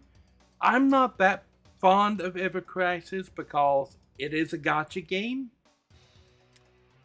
And I don't particularly like that.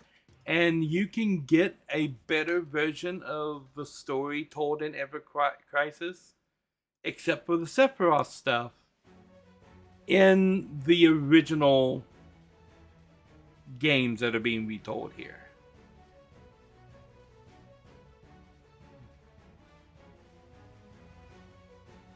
Imagine the edge on a teenage Sephiroth.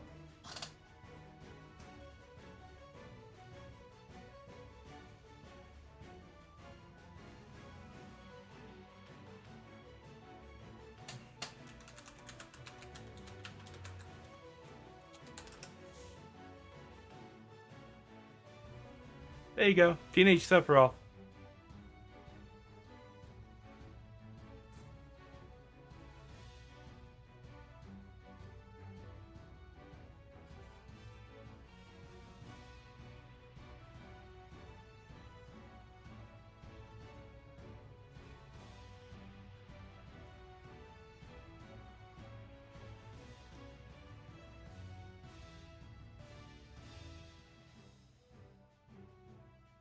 Do you look edgy enough for you?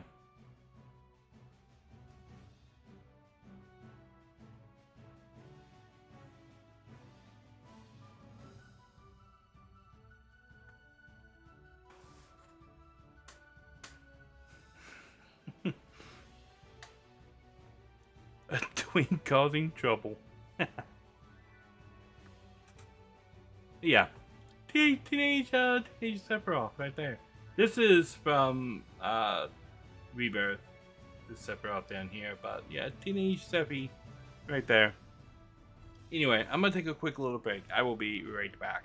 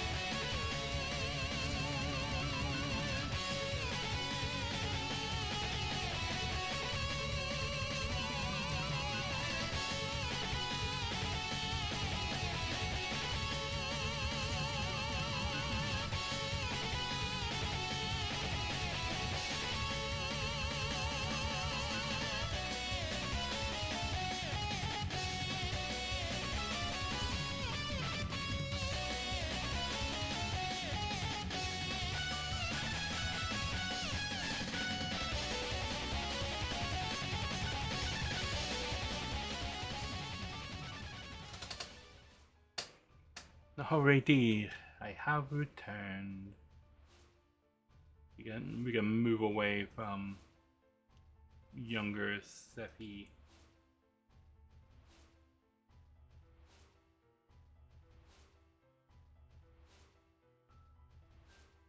Oh yeah, 16. Final Fantasy 16 was actually a game that I enjoyed a lot. Don't think I have 16 on the PC. I have it on my PlayStation.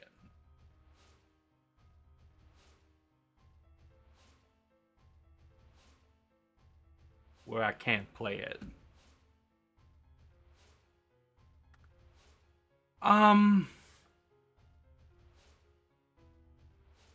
I understand why Teen Sephiroth isn't a bigger thing, and it has to do with it being specifically from Ever Crisis. Because you can only find his story in Ever Crisis, and it's not something you can just dive into Ever Crisis and play. It's called The First Soldier, and in order to play it, you have to play through the original Final Fantasy VII and Crisis Core, like almost in their entirety, before you even unlock the ability to start doing anything in The First Soldier. And the game is a gacha game. So your upgrades and weapons and stuff come from loot boxes that you have to buy. If you don't spend money on the loot boxes, you are severely handicapped trying to get through that game. And it takes several hours to do it if you buy all the loot boxes and stuff. It takes like many times longer to do it if you don't. And putting Sephiroth behind all of that content, I get why they would want to do it. In order to sell more loot boxes and stuff. Like, I get it.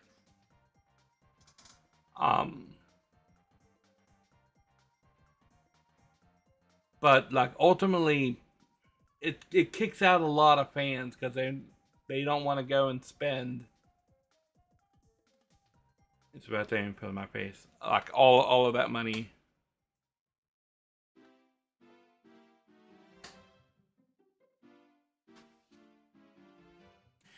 I think a lot of people just don't know about younger Sephiroth. I'm sure if you go to the proper like Rule 32 like places, there's plenty of young Sephiroth stuff to go around. I want to play this game again on stream, but it's on my PlayStation 5, which is broken. Oh.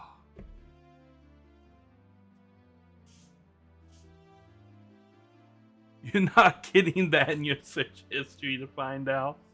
Just go incognito mode, it's fine. I'm sure it's there. I had a lot of fun with this game when I played it. I played this game on stream at launch. And there's been a lot of people who've been very negative on this game too, but it's like this is the Final Fantasy story. Right? It starts out with a couple of guys that are screwed up in the head that, like Paul Atreides, go on kind of a messianic rise to power and end up murdering God. You would be surprised how often that happens in a Final Fantasy game. But then sometimes the bad guy just wins and becomes God. That happened once. That was Final Fantasy VI. Halfway through the game, like you took too long, and the bad guy's like, you know what? I'm just gonna fondle these statues over here. Oops, I destroyed the world and now I'm God. And then you have to go kill the new god that destroyed everything. Final Fantasy VI, yeah. That was Kefka, the clown.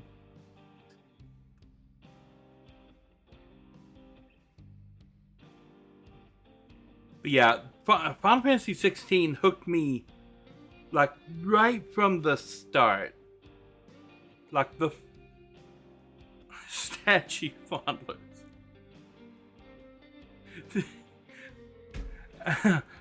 Yeah.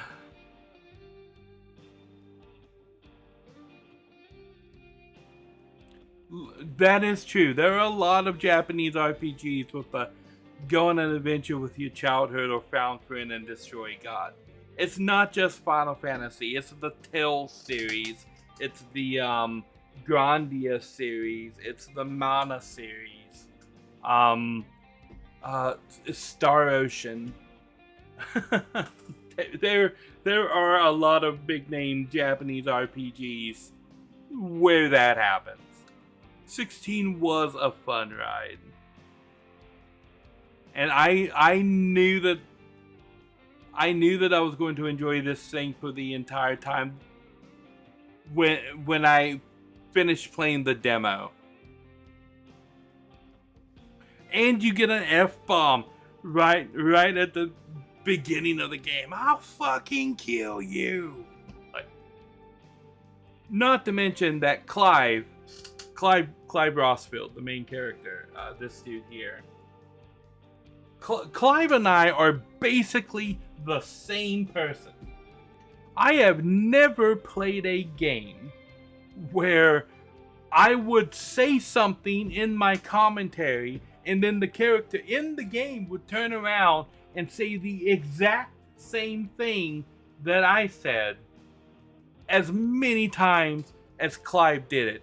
Even when I was being snarky and like breaking the third wall and, you know, just generally trying to be funny and entertaining, and then Clive turns around and says the exact same thing that I said. I'm like, how are we just, we are the same person, minus the, you know, controlling all the summons and killing God part, but the other parts, Clive and I, very similar mindset. And like he was getting annoyed with doing the side quests as much as I was. I remember specifically there was a point where I'm like, yeah, I'm not doing that. And then like 5 seconds later, Clive's like, yeah, I'm not doing that. I'm like, he quit the side quest at the same time I did. Yeah, I enjoyed 16 a lot. And there are a lot of big theatrical moments in 16. Big theatrical moments. Almost all of the fights with the other icons are amazing. From the opening fight with Phoenix all the way to your final fight with Odin.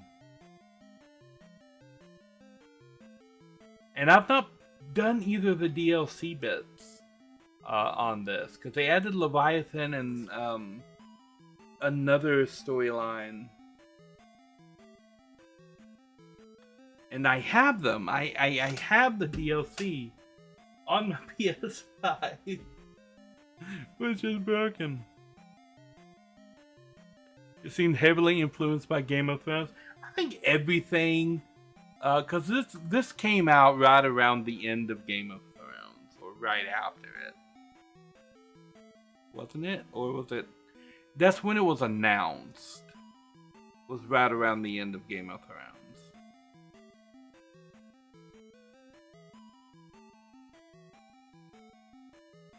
Yeah, because if I'm remembering my announcements correctly, it was like, I first heard of 16 in like 2017 or 2018.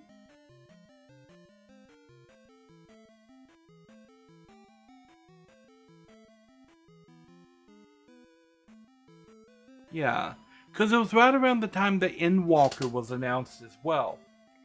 Because the crew that made Final Fantasy 14 is the same one that made Final Fantasy 16, and the announcement for Endwalker in 16 came at about the same time. But then we didn't see 16 come out until like 5 years after the first announcement. Because we got the announcement, and then everything was about Endwalker. And then after Endwalker was over, and we were in the patch cycles leading up to Dawn Trail, is when we started to get more info about Final Fantasy 16. And then Dawn Trail and Final Fantasy 16 launched at about the same time. It was like around about 2 years ago, I think.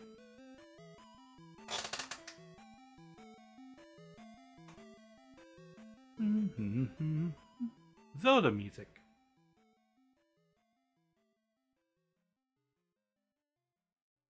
Three friends want this game. Songsville wants this game.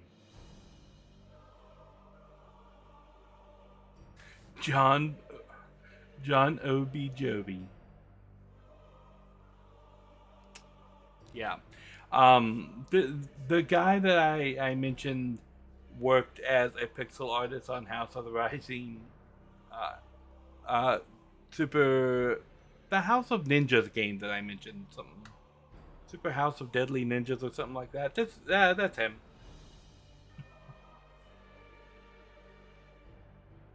Yeah, the Rising Tide and Echoes of the Fallen. I don't know what Echoes of the Fallen is about, but I know the Rising Tide as Leviathan as one of the summons that you can get into in the game. And I've got the expansion pass on the PlayStation version. That's him. That guy was. Oh yeah, released September 17, 2024. Yeah, so I was right. It was about 2 years ago. Yeah, so we haven't had 16 for all that long.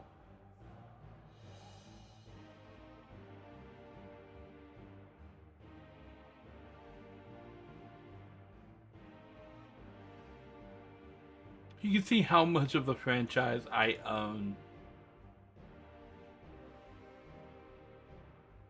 Final Fantasy 14.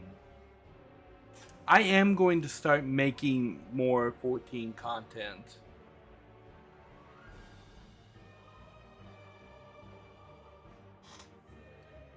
But 14 ties in so much with the rest of the franchise that I want to go through the rest of the Final Fantasy franchise, at least the mainline games, in the expansions that are related to the mainline games, like the sequels and stuff, before I step into 14 fully on the channel, because I know Final Fantasy 14 is going to be an ongoing series on the channel. Even after I get through all of the MSQ story stuff, there's going to be more stuff that I do with 14. It's going to be an ongoing thing once it gets started.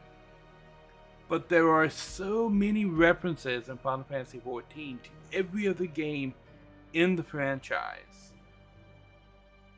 I want to make sure that, especially for like you guys that are watching the content, when we step into 14, that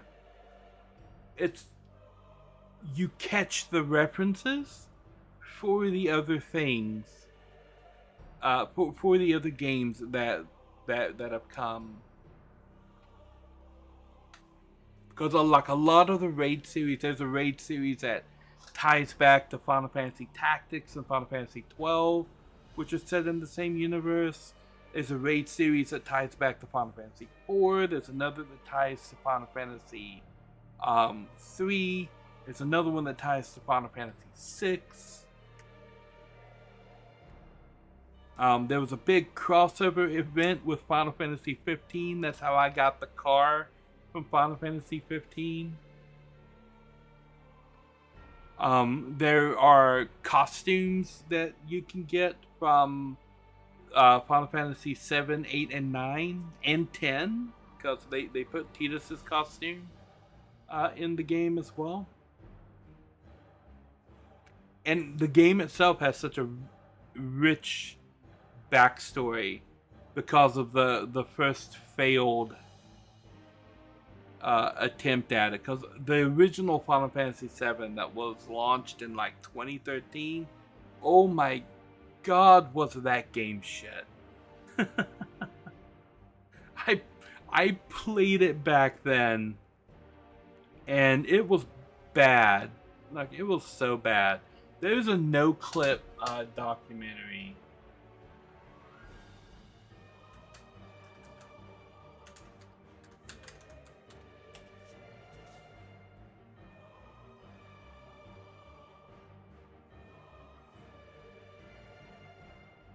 Is this a playlist of the documentary?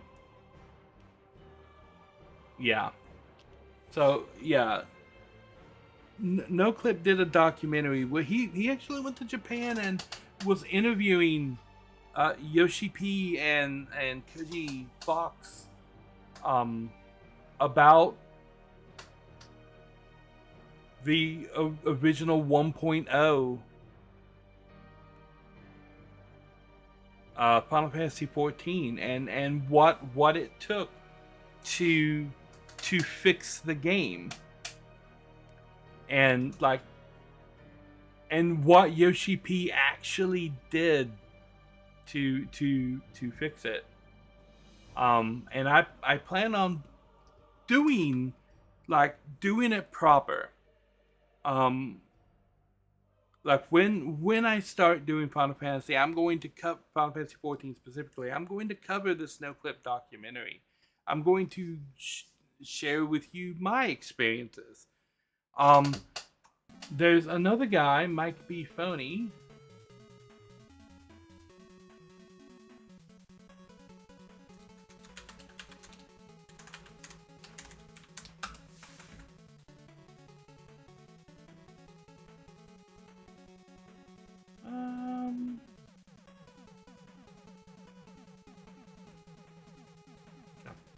Just pull up his video on Final Fantasy 14.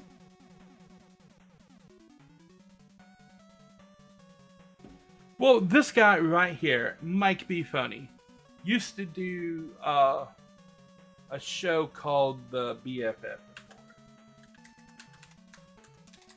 And he did one on the original Final Fantasy 14 right there. Where he showed a lot of the problems that were happening with the original 14. Like this section right here. This is the first boss battle of the game. And you come out there with your level 1 character and you miss 90% of the time when you're trying to hit this guy. Miss. Evade. Like 40 damage. Like, dude. I remember when I did this on this boat, I died to this encounter because I couldn't hit the thing. It just evaded his attack 3 times in a row.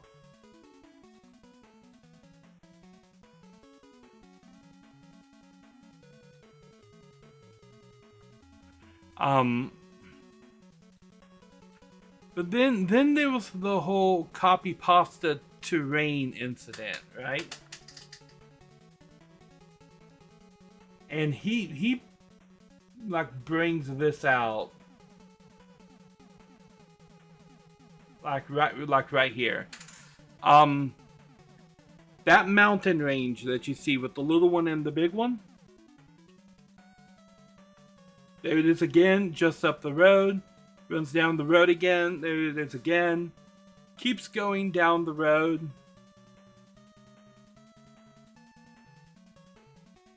There it is again. It's the exact same feature. All of the maps in this game, there it is again, are the same like little areas that were just copied and pasted all over the place. And he does it on like several different maps, just showing that. Not to mention that this game restricted how much you could actually play it. You could only get quests from the crystals, and when you do the quest, you get the experience, and that's the majority of your experience. But you're only allowed to do 5 quests a day, and then you have to wait 24 hours before you can do any more quests. And if you can't quest, you can't gain experience. So they're like severely limiting it. And doesn't this song sound familiar? They severely limited. Except with a mobile game, you can buy boosts that let you to continue to play the game. You could not do that with Final Fantasy XIV. When you hit the limit for the day, that was it. You were done. There was nothing else you could do until the next day. And that's not a good way to do a game, especially when you're charging people $15 a month to play the game. And you're only letting them do like a little bit of stuff a day.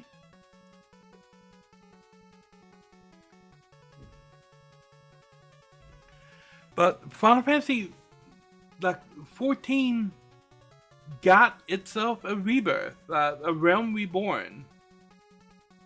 Yes, it is playing my song, the Get Weapon theme from Mega Man 3. It is in my music list. Yes.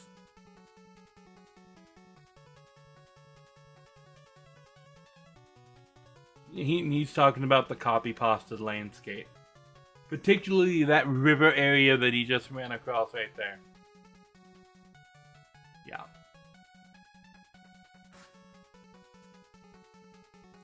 But I will say, right at the end of the Final Fantasy 1.0, they put a storyline into the game that's actually pretty amazing. And I remember the last day of 14 1.0. They were playing the song Answers in the background of the actual overworld. And there was a giant red moon in the sky that had been slowly getting bigger as the patches had been going on.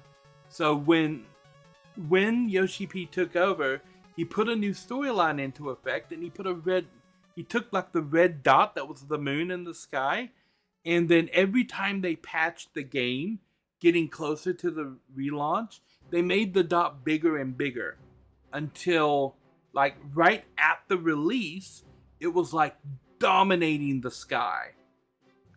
And there was like lightning everywhere. There were Imperial soldiers that were popping up in every zone. Like it wasn't safe to travel anywhere anymore because you would just get beat down by the Imperials if you weren't traveling in a group. And on the ambient music in the zones were gone, and you could hear a song being played, and it sounded like somebody was singing, but you couldn't quite make out what they were saying, right? Because we had not heard Answers at that point. We hadn't heard the song yet. So we could hear someone singing, but we couldn't make out what she was saying. And then the game goes offline, and there's the patch cycle. When it comes back up, it's a Realm Reborn, and we get the cinematic that explains what happened between 1.0 and the Realm Reborn launch, and we get to hear the song in full for the first time. uh, that we had been teased with for the several days that were leading up to it. It was very well done. It was, in fact, the only well done thing about Final Fantasy XIV 1.0 was that transition that they made from 1.0 to A Realm Reborn was absolutely fantastic. I wonder if there's a video clip of that. Surely somebody.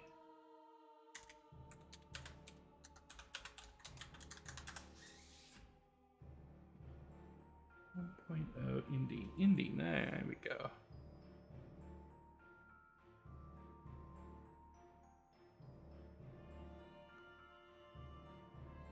Is this like the last day?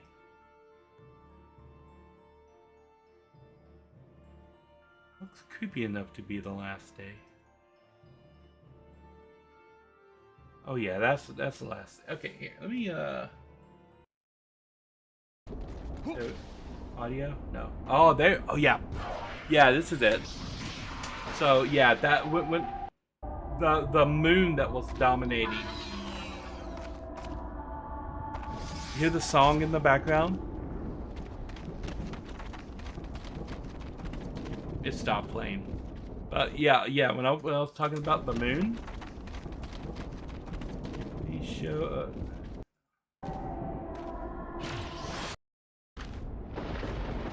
Yeah, that right there. It started as a little dot in the sky, and then the last day it was just like huge, just dominating the entire sky, and there was lightning storms everywhere. And you can hear a song playing in the background everywhere in the world.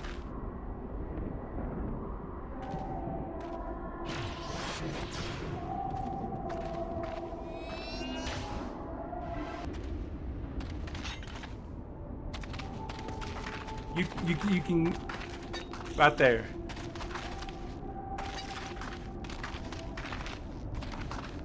And that song is called Answers. And it's on my playlist as well. So the song that was playing in the background is this song.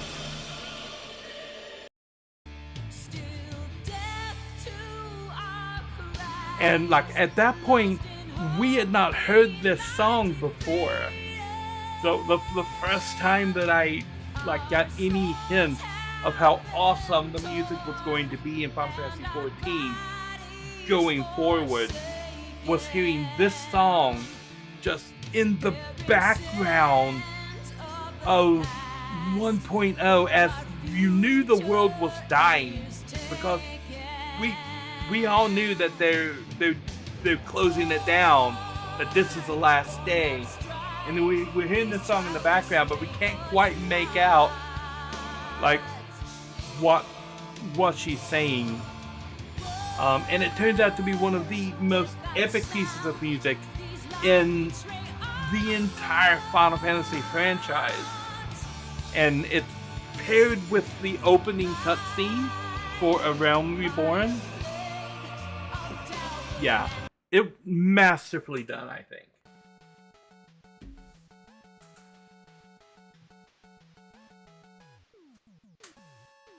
And Final Fantasy XIV has actually been pretty amazing since then. It's gotten better with every expansion. Some expansions not as good as other expansions, but at this point, when we're talking about the expansions of FF14, you're arguing about which is the least important of like the cream of the crop, like, right? And it's not that one's bad, it's just that, you know, you may not appreciate one as much as you appreciate like another. Like if you're a fan of pizza, right? You might like pepperoni pizza, and you like cheese pizza, and you like jalapeno pizza. They're not all, like, none of these are bad choices. Some of them are not as good as other pizzas, but that's relative to whoever, but it's all pizza, and pizza is awesome, right? That's my analogy. That's Final Fantasy 14 is like pizza. I don't know. I'm going delirious with my headache.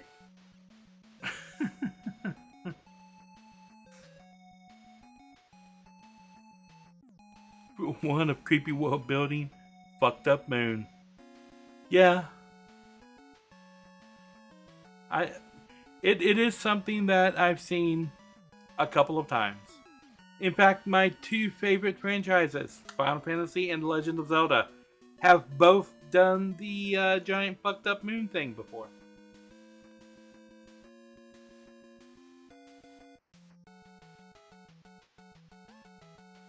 Not had a pizza in months? To be fair, I have also not.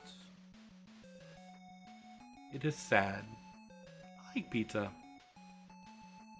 Pizza is fun. I dare say my favorite food.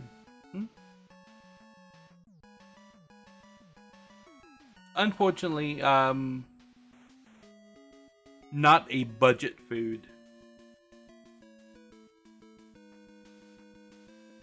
I'm always excited when talking about Final Fantasy. Final Fantasy is a really cool game series, and it's one of the few series out there where I genuinely believe that there is a Final Fantasy game for everybody. Like, no matter what your preferences are on gaming or how you like to do it, there is a Final Fantasy game out there that you will enjoy playing.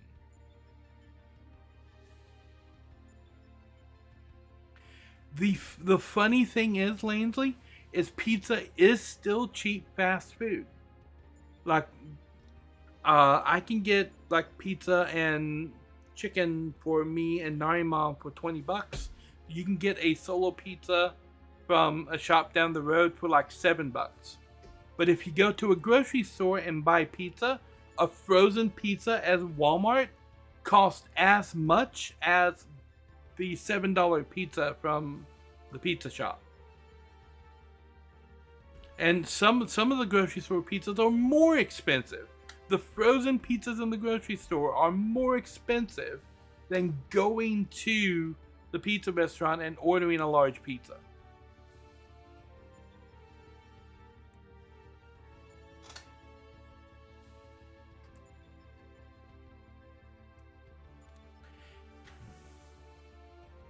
If you want to take away pizza, it's like 30 pounds for 12 inch. That's crazy. There's a pizza shop down the road called Little Caesars. It's not like high-end super pizza, but you can go in there and get an 18-inch large pepperoni pizza for $7. I can go to Walmart and the Tombstone pepperoni pizza at Walmart is $6.50 plus tax. So I can go to Little Caesars and get an 18-inch for $7, or I can go to Walmart and get a frozen 12-inch for $6.50. Pizza. Yes. So Little Caesars has a little guy, this guy here. And their thing has always been like pizza. See their menu.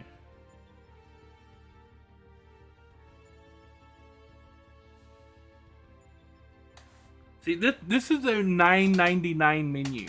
You can get a large cheese pizza and a large pepperoni pizza for $9.99.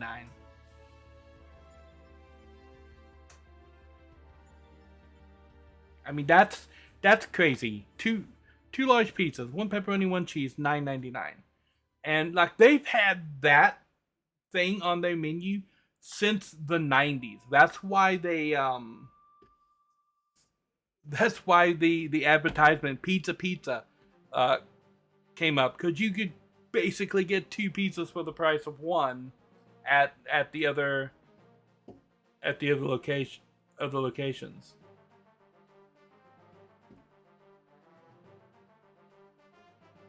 Yeah.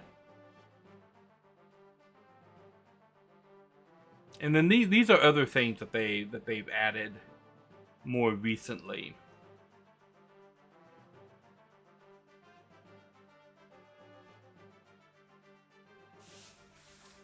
But yeah,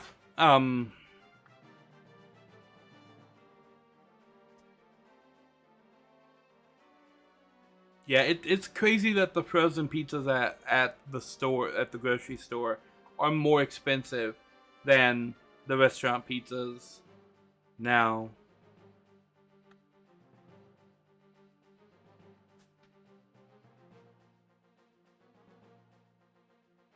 Need to do an FF and pizza night.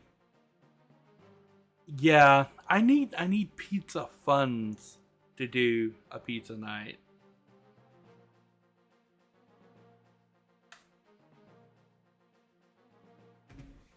But I do play Final Fantasy a lot, like during the weekends.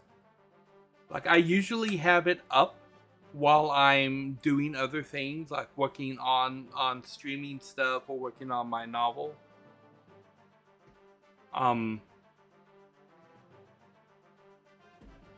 But yeah, like I'm in FF14 like all the time.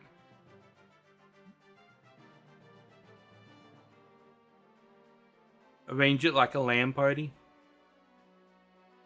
It kinda hard to arrange a LAN party on different continents with like oceans between. Little difficult.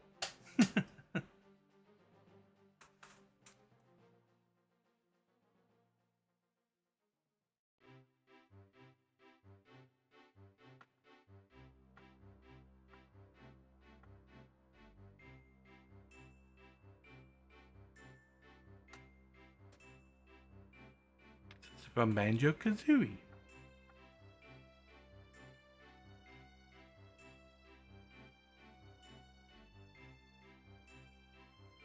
You awake until like 10 a.m.? What time is it over there now? It is 10 p.m. over here right now.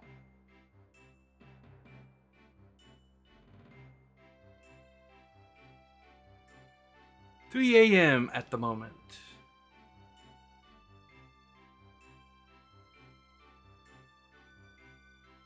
You're 5 hours ahead. Ah.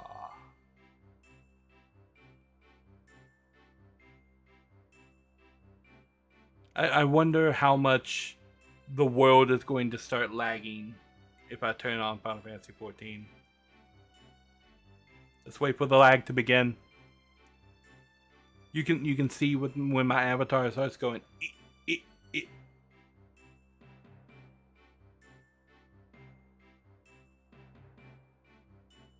Oh, we gotta load. Oh, there it goes. Oh no, my pixels. You can you can also see the lag has begun. If I click off of 14, it won't lag as much, and I can still kinda control things, but my pixels are still.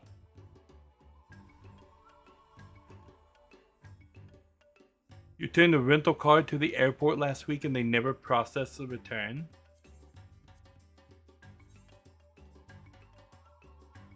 My character is dressed as a dancer. That doesn't sound good. I've heard of things like that happening before, and then they end up go get it. It's yours now. I've heard of rental companies start charging like crazy fees and stuff. When that happens.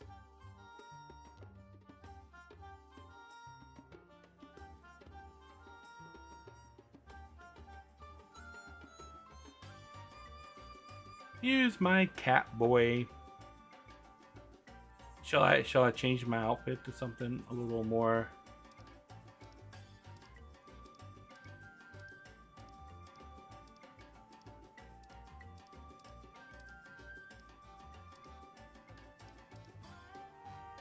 Here we go.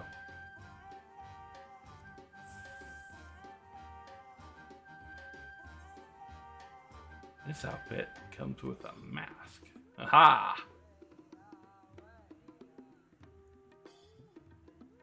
I'm an aristocat. With my rainbow umbrella. It's called the Raindrop Defense System.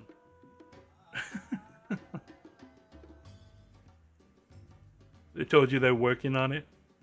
Ray Varela. Yeah. Yeah, definitely go for that reimbursement because that's going to be... That's usually a pretty penny.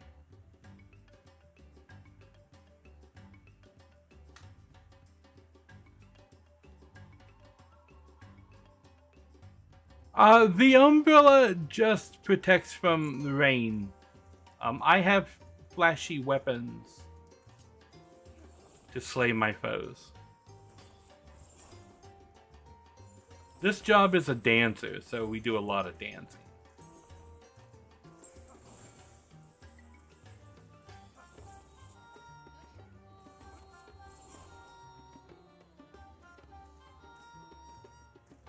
I have other more serious jobs like Dragoon. Unable to execute that command during combat. Why am I in combat? Oh, I hit the striking dummy. Okay. Let's turn combat off.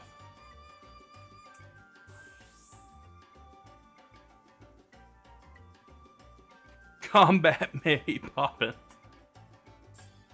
I have a glowy spear.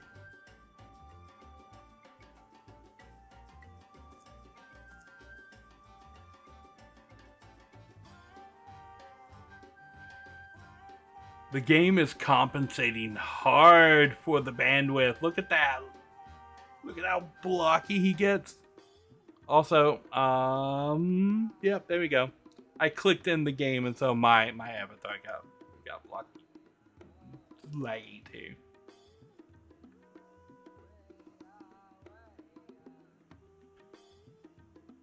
This is my house, by the way.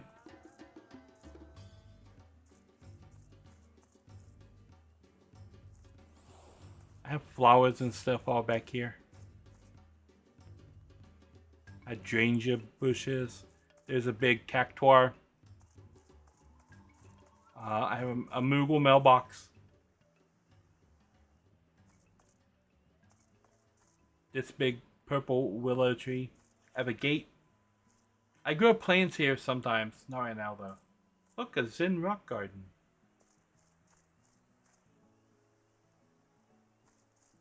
Oh, I have a fishing spot.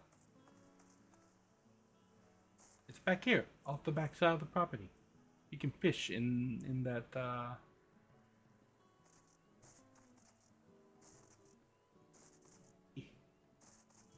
no, I'm stuck. Ah, I made it out. I'm out.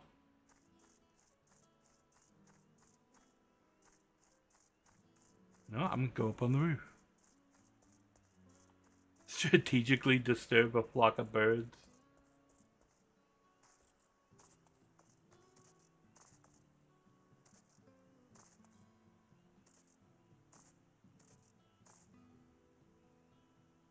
It's amazing how 14 went from a game where you could not jump. The original FF14 1.0 didn't have jump mechanics. You could only walk, no jumping anywhere. To a game that has actual jumping puzzles in it.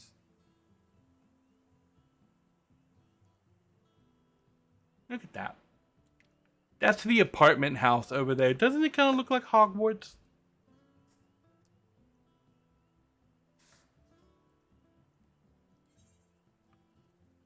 Weapon off.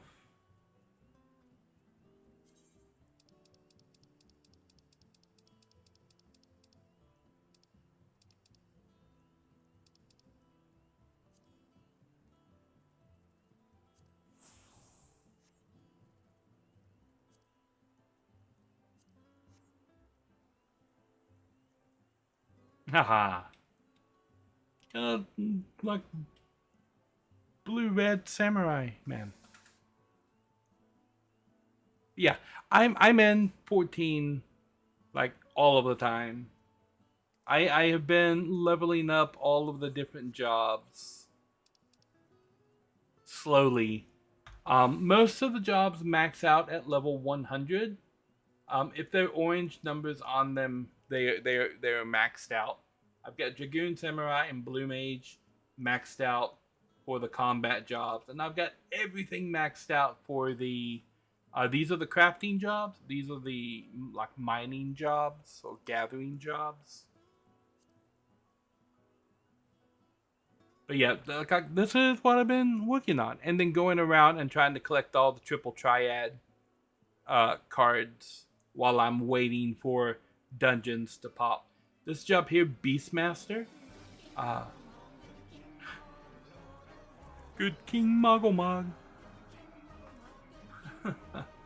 This job is going to be released in a couple of weeks. Actually, it's one of the ones that's coming. So we.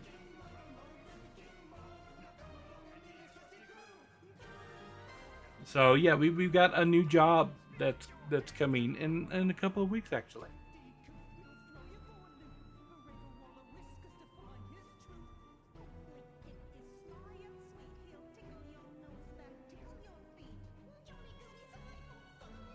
Okay, we can skip that song. Anyway, this is Murdering Stream.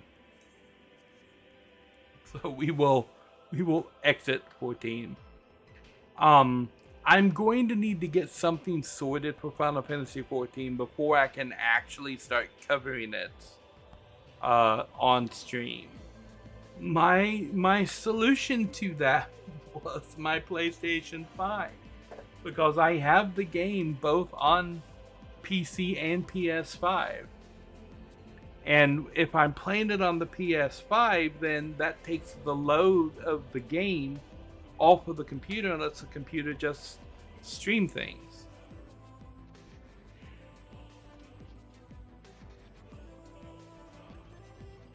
You know, a game you ever spent days in was Subspace until the population crashed? Alright, Dodgek, have a good night. I'm going to be signing off here shortly as well. Because I'm gonna go crash. Yeah.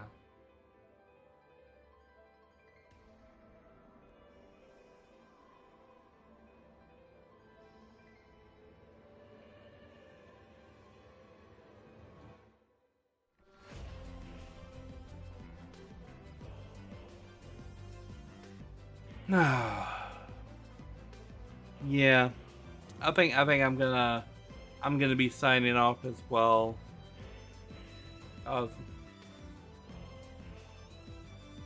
You got to do the washing up before you can go to bed.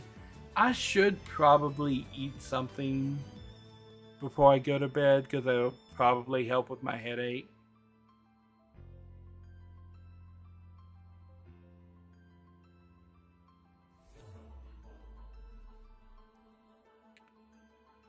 Hydrate. I have water.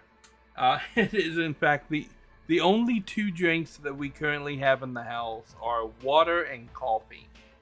And we've got no sugar, so I can't make the coffee more palatable.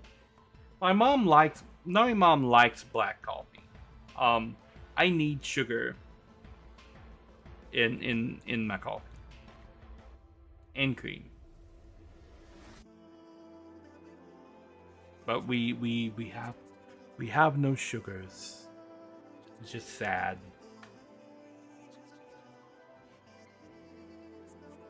Mocha latte or nothing. I don't have any chocolate either. Or I would make a mocha latte.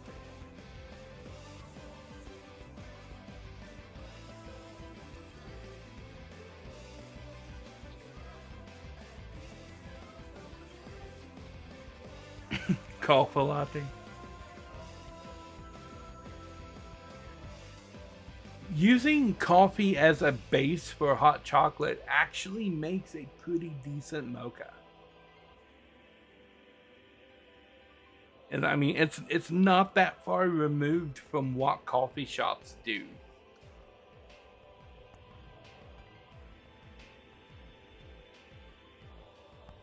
Especially if you have like a chocolate bar too. You can use coffee as the base for hot chocolate and then break off like a chunk of a chocolate bar and just drop it down at the bottom. Make a pretty decent mocha. You don't need all the fancy coffees to make some fun stuff.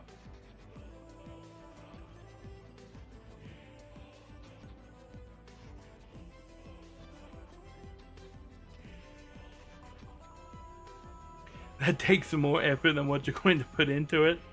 Well, I suppose you could use like a packet of hot chocolate and then like a couple of packets of those little like instant coffee things and just put all of that in the hot water and mix it up and make a mocha that way.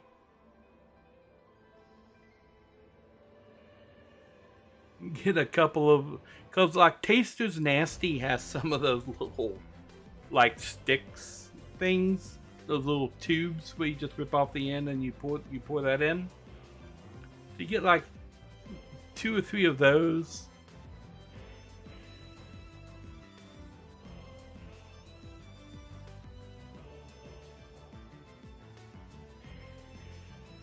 You don't even get the food out of the microwave trays. Who does get food out of microwave trays? You just eat it out of the tray and you throw the tray away. You don't have to dirty a dish. Like only crazy people gets food out of microwave trays.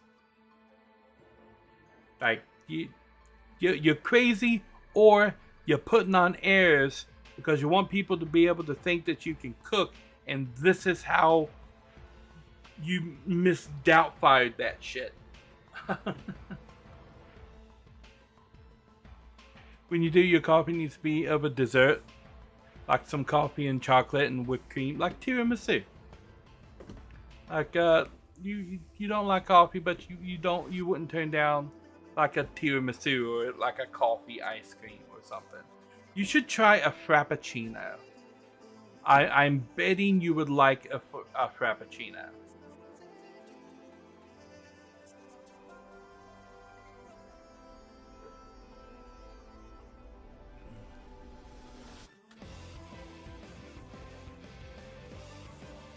Yeah, frappuccino, yes. Did I just hit like 3 home runs with coffee, ice cream, tiramisu, and frappuccino?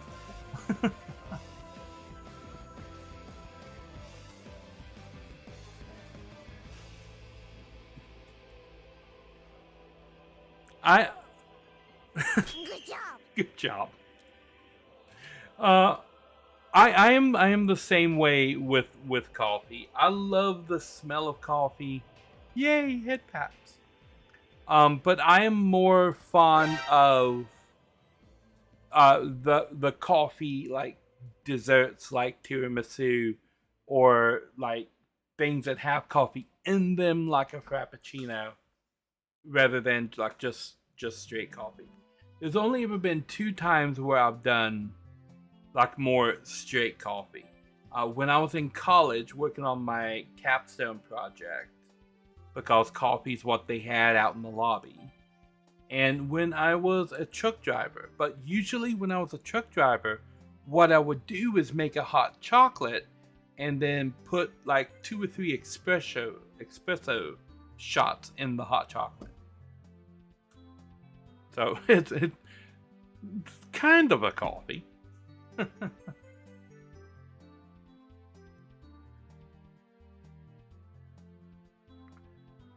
Bum bum bum bum. I mean, it's kind of like coffee. Espresso is coffee, right? But yeah, I make coffee for Nari Mom all the time. When she doesn't have her Pepsi, which is her other favorite drink.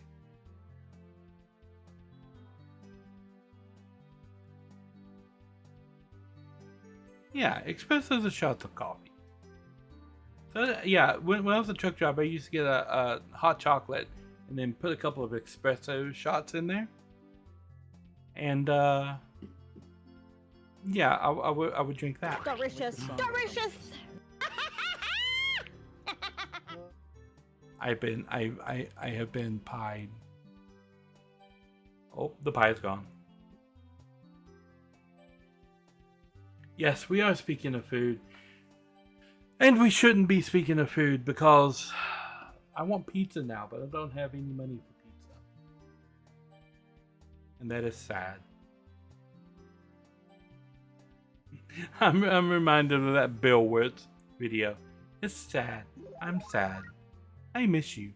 How did this happen? Super mushroom. Yes. Why did my chat box shake just now? That's new. Why did that happen? I don't know why that happened.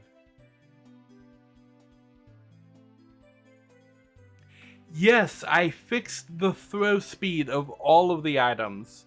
So now they should throw at normal speeds.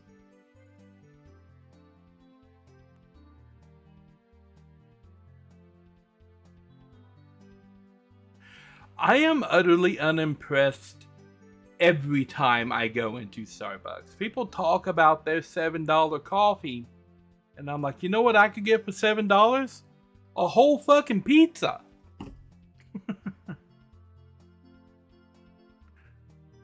Like you,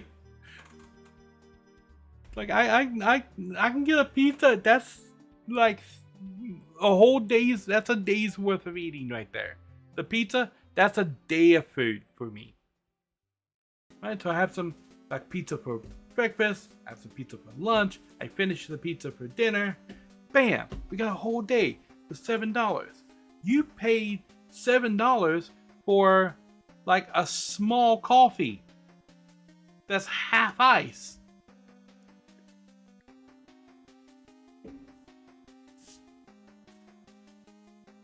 Yeah, I'm not impressed with Starbucks or their whole custom like measuring thing.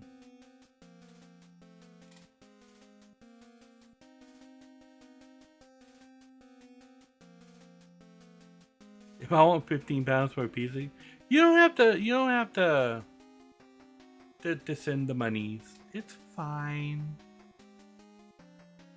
I do have ramen.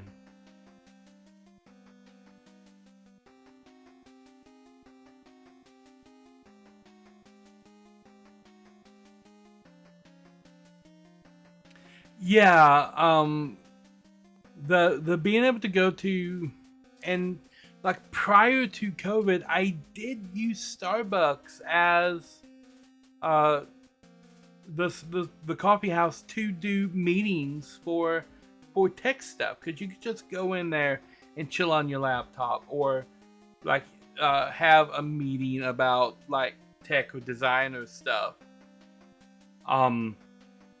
But no, they actually actively don't let you do that anymore.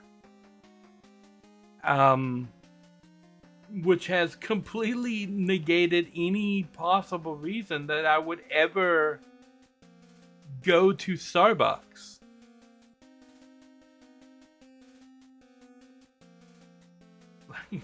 Like it. They got rid of all the comfy seats. Well, the ones around here never really had a lot of comfy stuff to begin with.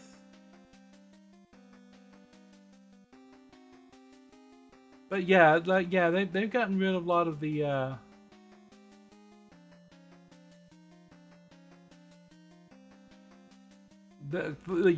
whole welcoming atmosphere, I would say, is gone now.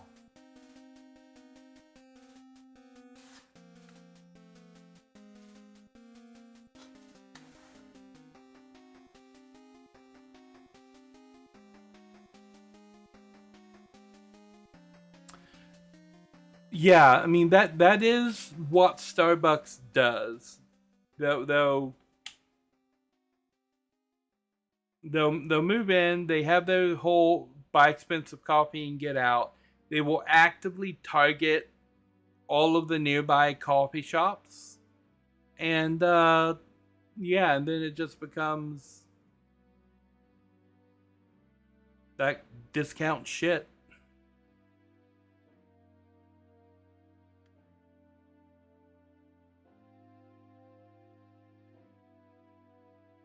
That's Starbucks in a nutshell. Yep.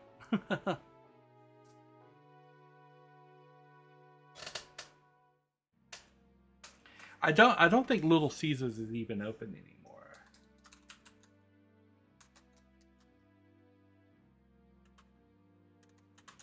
I think they close at 10.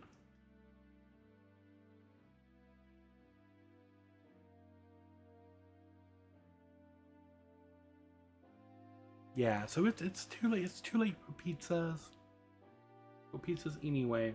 Domino's is still open, but that's like $25 for food for me and Narimam. Narimam doesn't like pizza.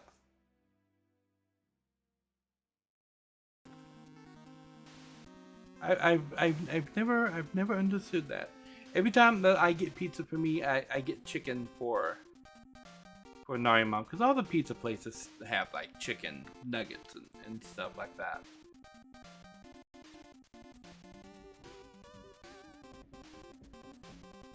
A California coffee shop chain called Tiramia that totally leans into the chill hangout vibe, but doesn't offer Wi-Fi. Expect people to talk to each other.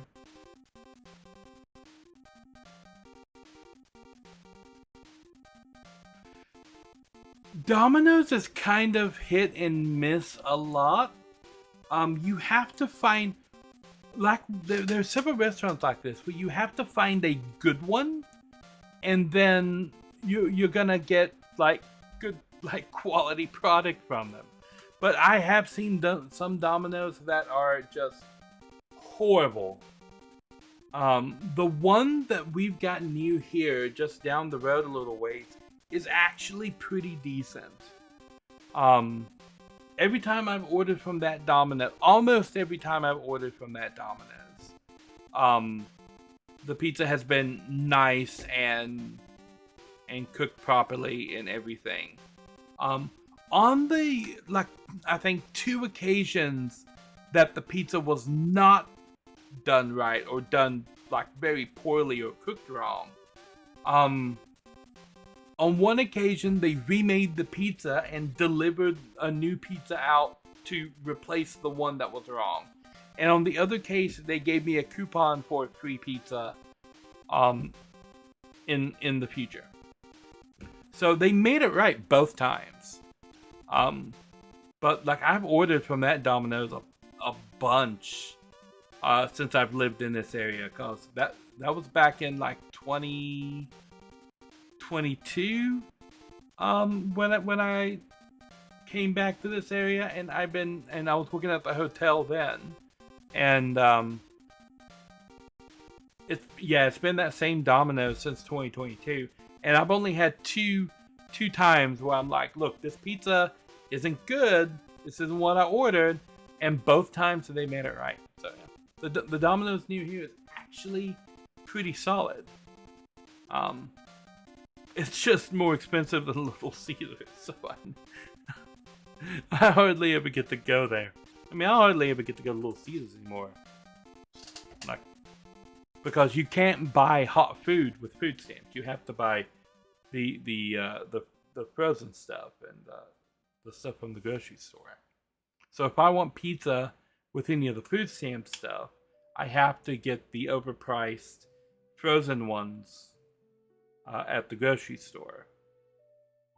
And I can't justify getting like a $7 frozen pizza when that $7 could be like 2 loaves of bread and like cheese and sandwich meat.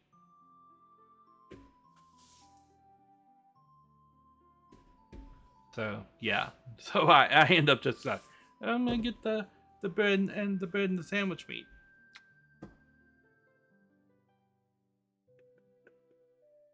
I am working on things. Um. Oh.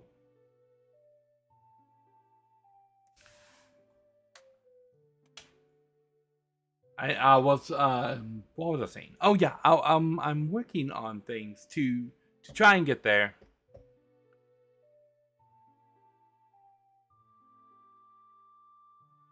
She doesn't like tomatoes and tomato based stuff. So yeah, she's never liked pizza. I know it's strange because pizza's like the best thing ever. Luckily, all the pizza places sell chicken, so Domino's has a little a thing that I do when I go for Domino's.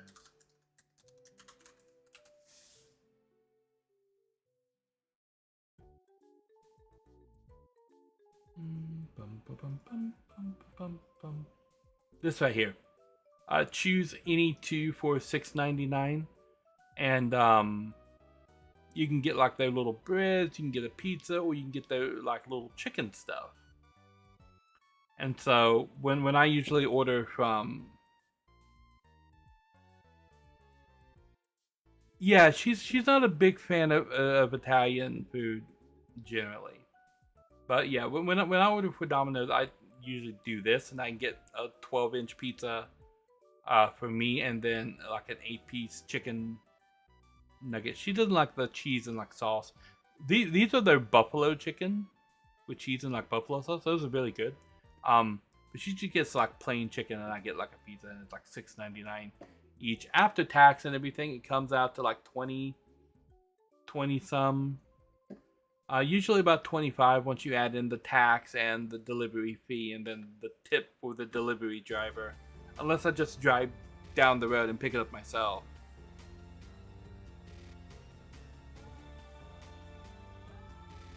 A pizza Bianca that has olive oil, garlic, cheeses, and other toppings. I think I've got her to try like cheesy bread and stuff like that before. But she's just not a big pizza fan.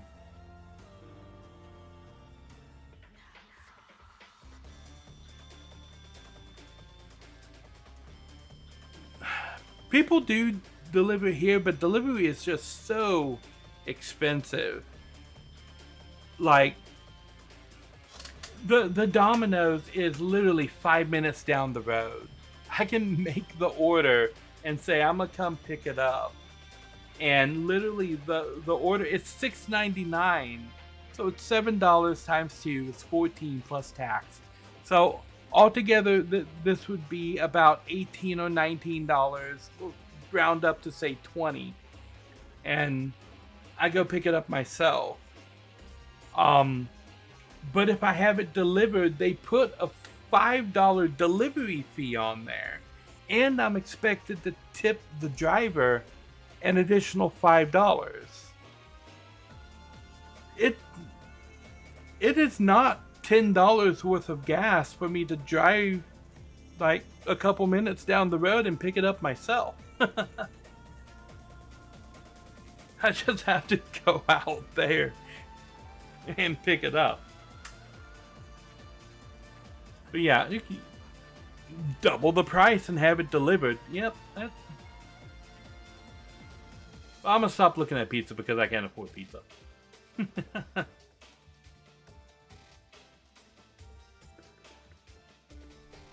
Yeah, everything that used to be normal is becoming a luxury. That is true.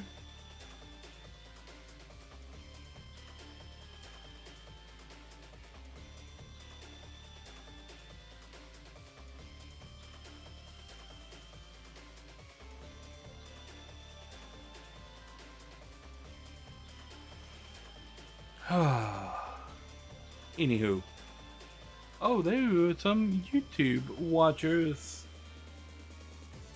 Greetings, YouTube people. We are at the end of the stream. I'm about to raid out on Twitch. I'm trying to think if there's anything else that I haven't mentioned that I should mention.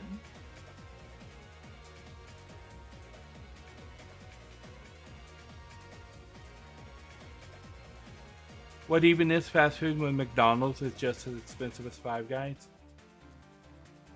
Yep. Inconceivable! Inconceivable. There's actually a Whataburger near here, and Whataburger is the cheapest of the fast food places, except for Little Caesars in this area, which is weird. Because I can go to Whataburger and get a full combo for me and Nari Mom for just under like $20, because it's like $7 for each of our combos. Yeah, the local Subway here is $15 for a foot long as well. Yeah. And that's crazy, because I'm like, yeah, I would love to go to like a sub shop, but I can't afford $15 for a fucking foot long. Like, no way, no way.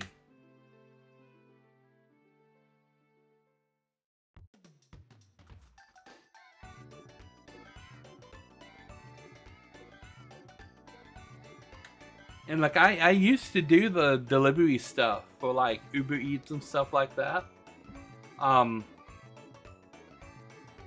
But the raise in prices, those prices don't go to the drivers, they go to Uber.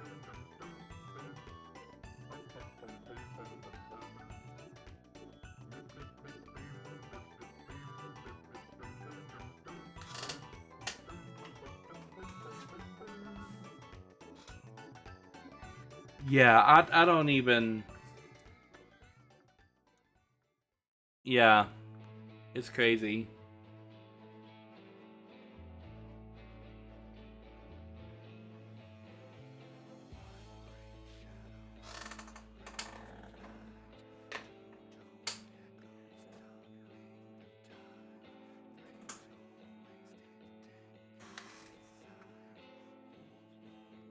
But yeah, I can't even do the Uber delivery anymore because of my phone. You have to have an active cell phone in order to be a delivery driver.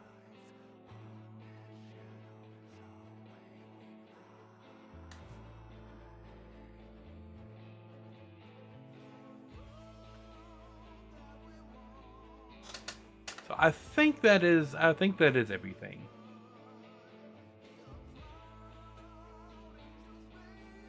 Cannot remember any other things. The next stream will be on Monday evening. The Played Up collaboration with Lady and Crew.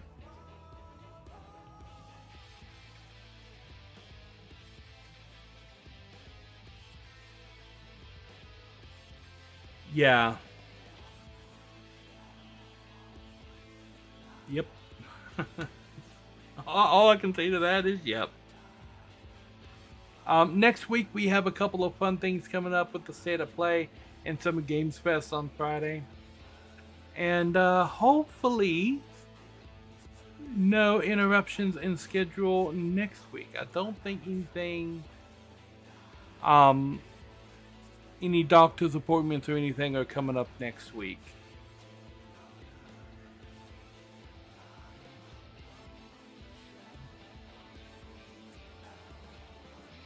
Yeah, I don't think anything is coming up next week.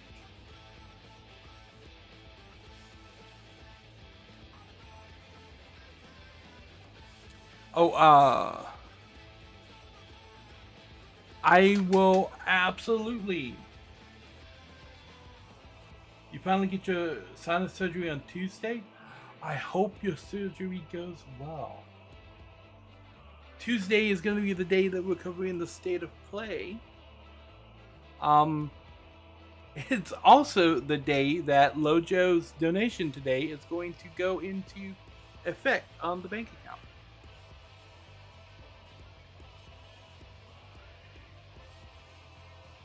Kofi always takes a day or two for it to hit. Yes, I absolutely will. And as I mentioned before, if you want to send food funds, it is appreciated. It is not required. Does Kofi take a fee? Yes, they do take a fee. The only one that doesn't would be PayPal, sending it directly. My PayPal information, I mean, although it's not exactly hard to figure out because it's my email and it's like Narishm. But I don't post the PayPal information publicly. Because people can do chargebacks on PayPal, and I don't really want that public facing, although it's not hard to figure out what my PayPal is. But if you want to send money, and get around like the fee and stuff, PayPal's the way to do it. Let me see. I can tell you exactly how much the fee was.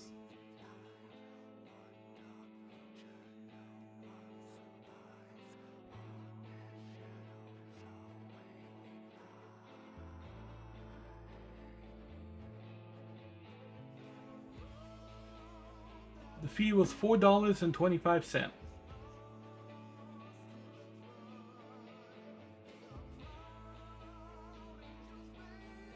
And just so you know, when you pay through Ko-fi, it does give me your information. So I have your name and address and stuff right here.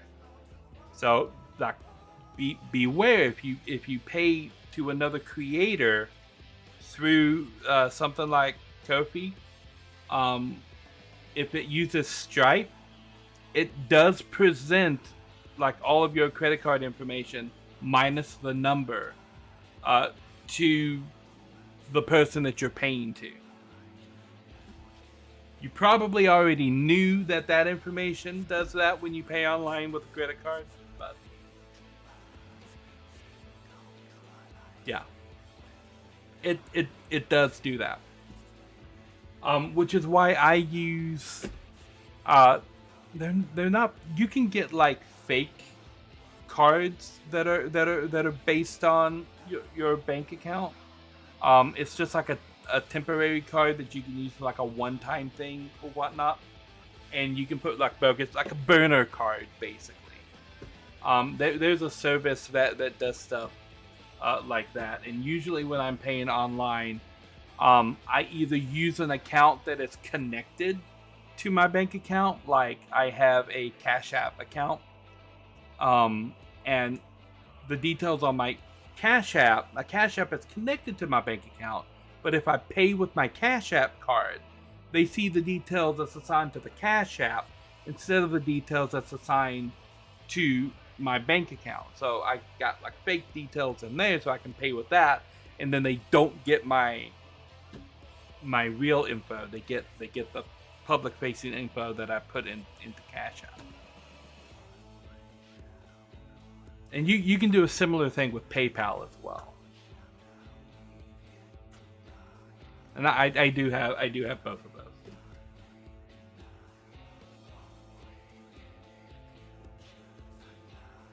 But yeah, it tells me everything about the payment amount, the fees, the net amount, and when it's going to become available, which is June 2nd at 12 a.m. So yeah, I have all of that information right there.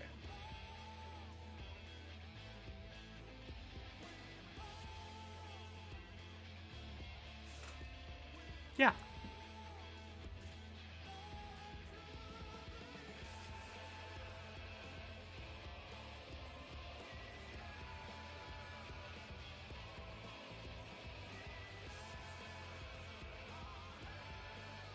You may be as a cat with the streams on with anesthetic. That is perfectly okay. The stream on Tuesday is probably not going to be that long of a stream. We're going to be watching the state of play, and then I'll be talking about it a little bit.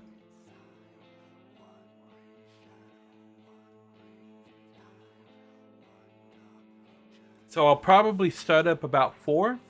We'll talk a bit before the state of play itself starts at 5. So then we'll watch the state of play, and then we'll talk a little bit about the state of play after.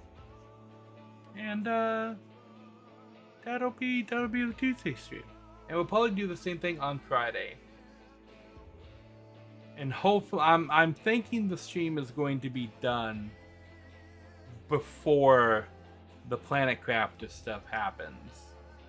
So everything should wrap up here well before the Planet Crafter collab.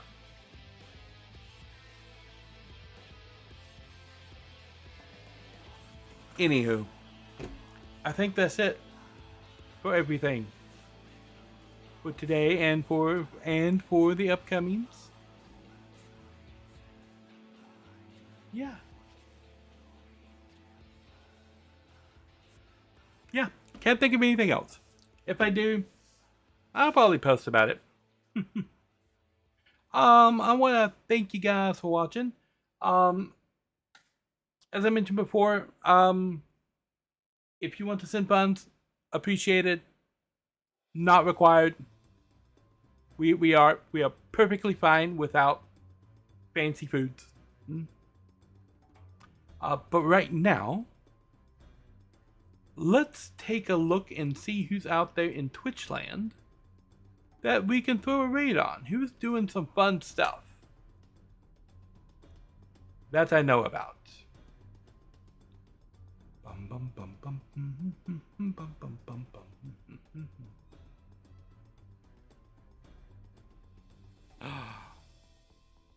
Let's raid DG. If Twitch will let me raid DG. Yes. Twitch has been twitching horribly when it comes to raiding people.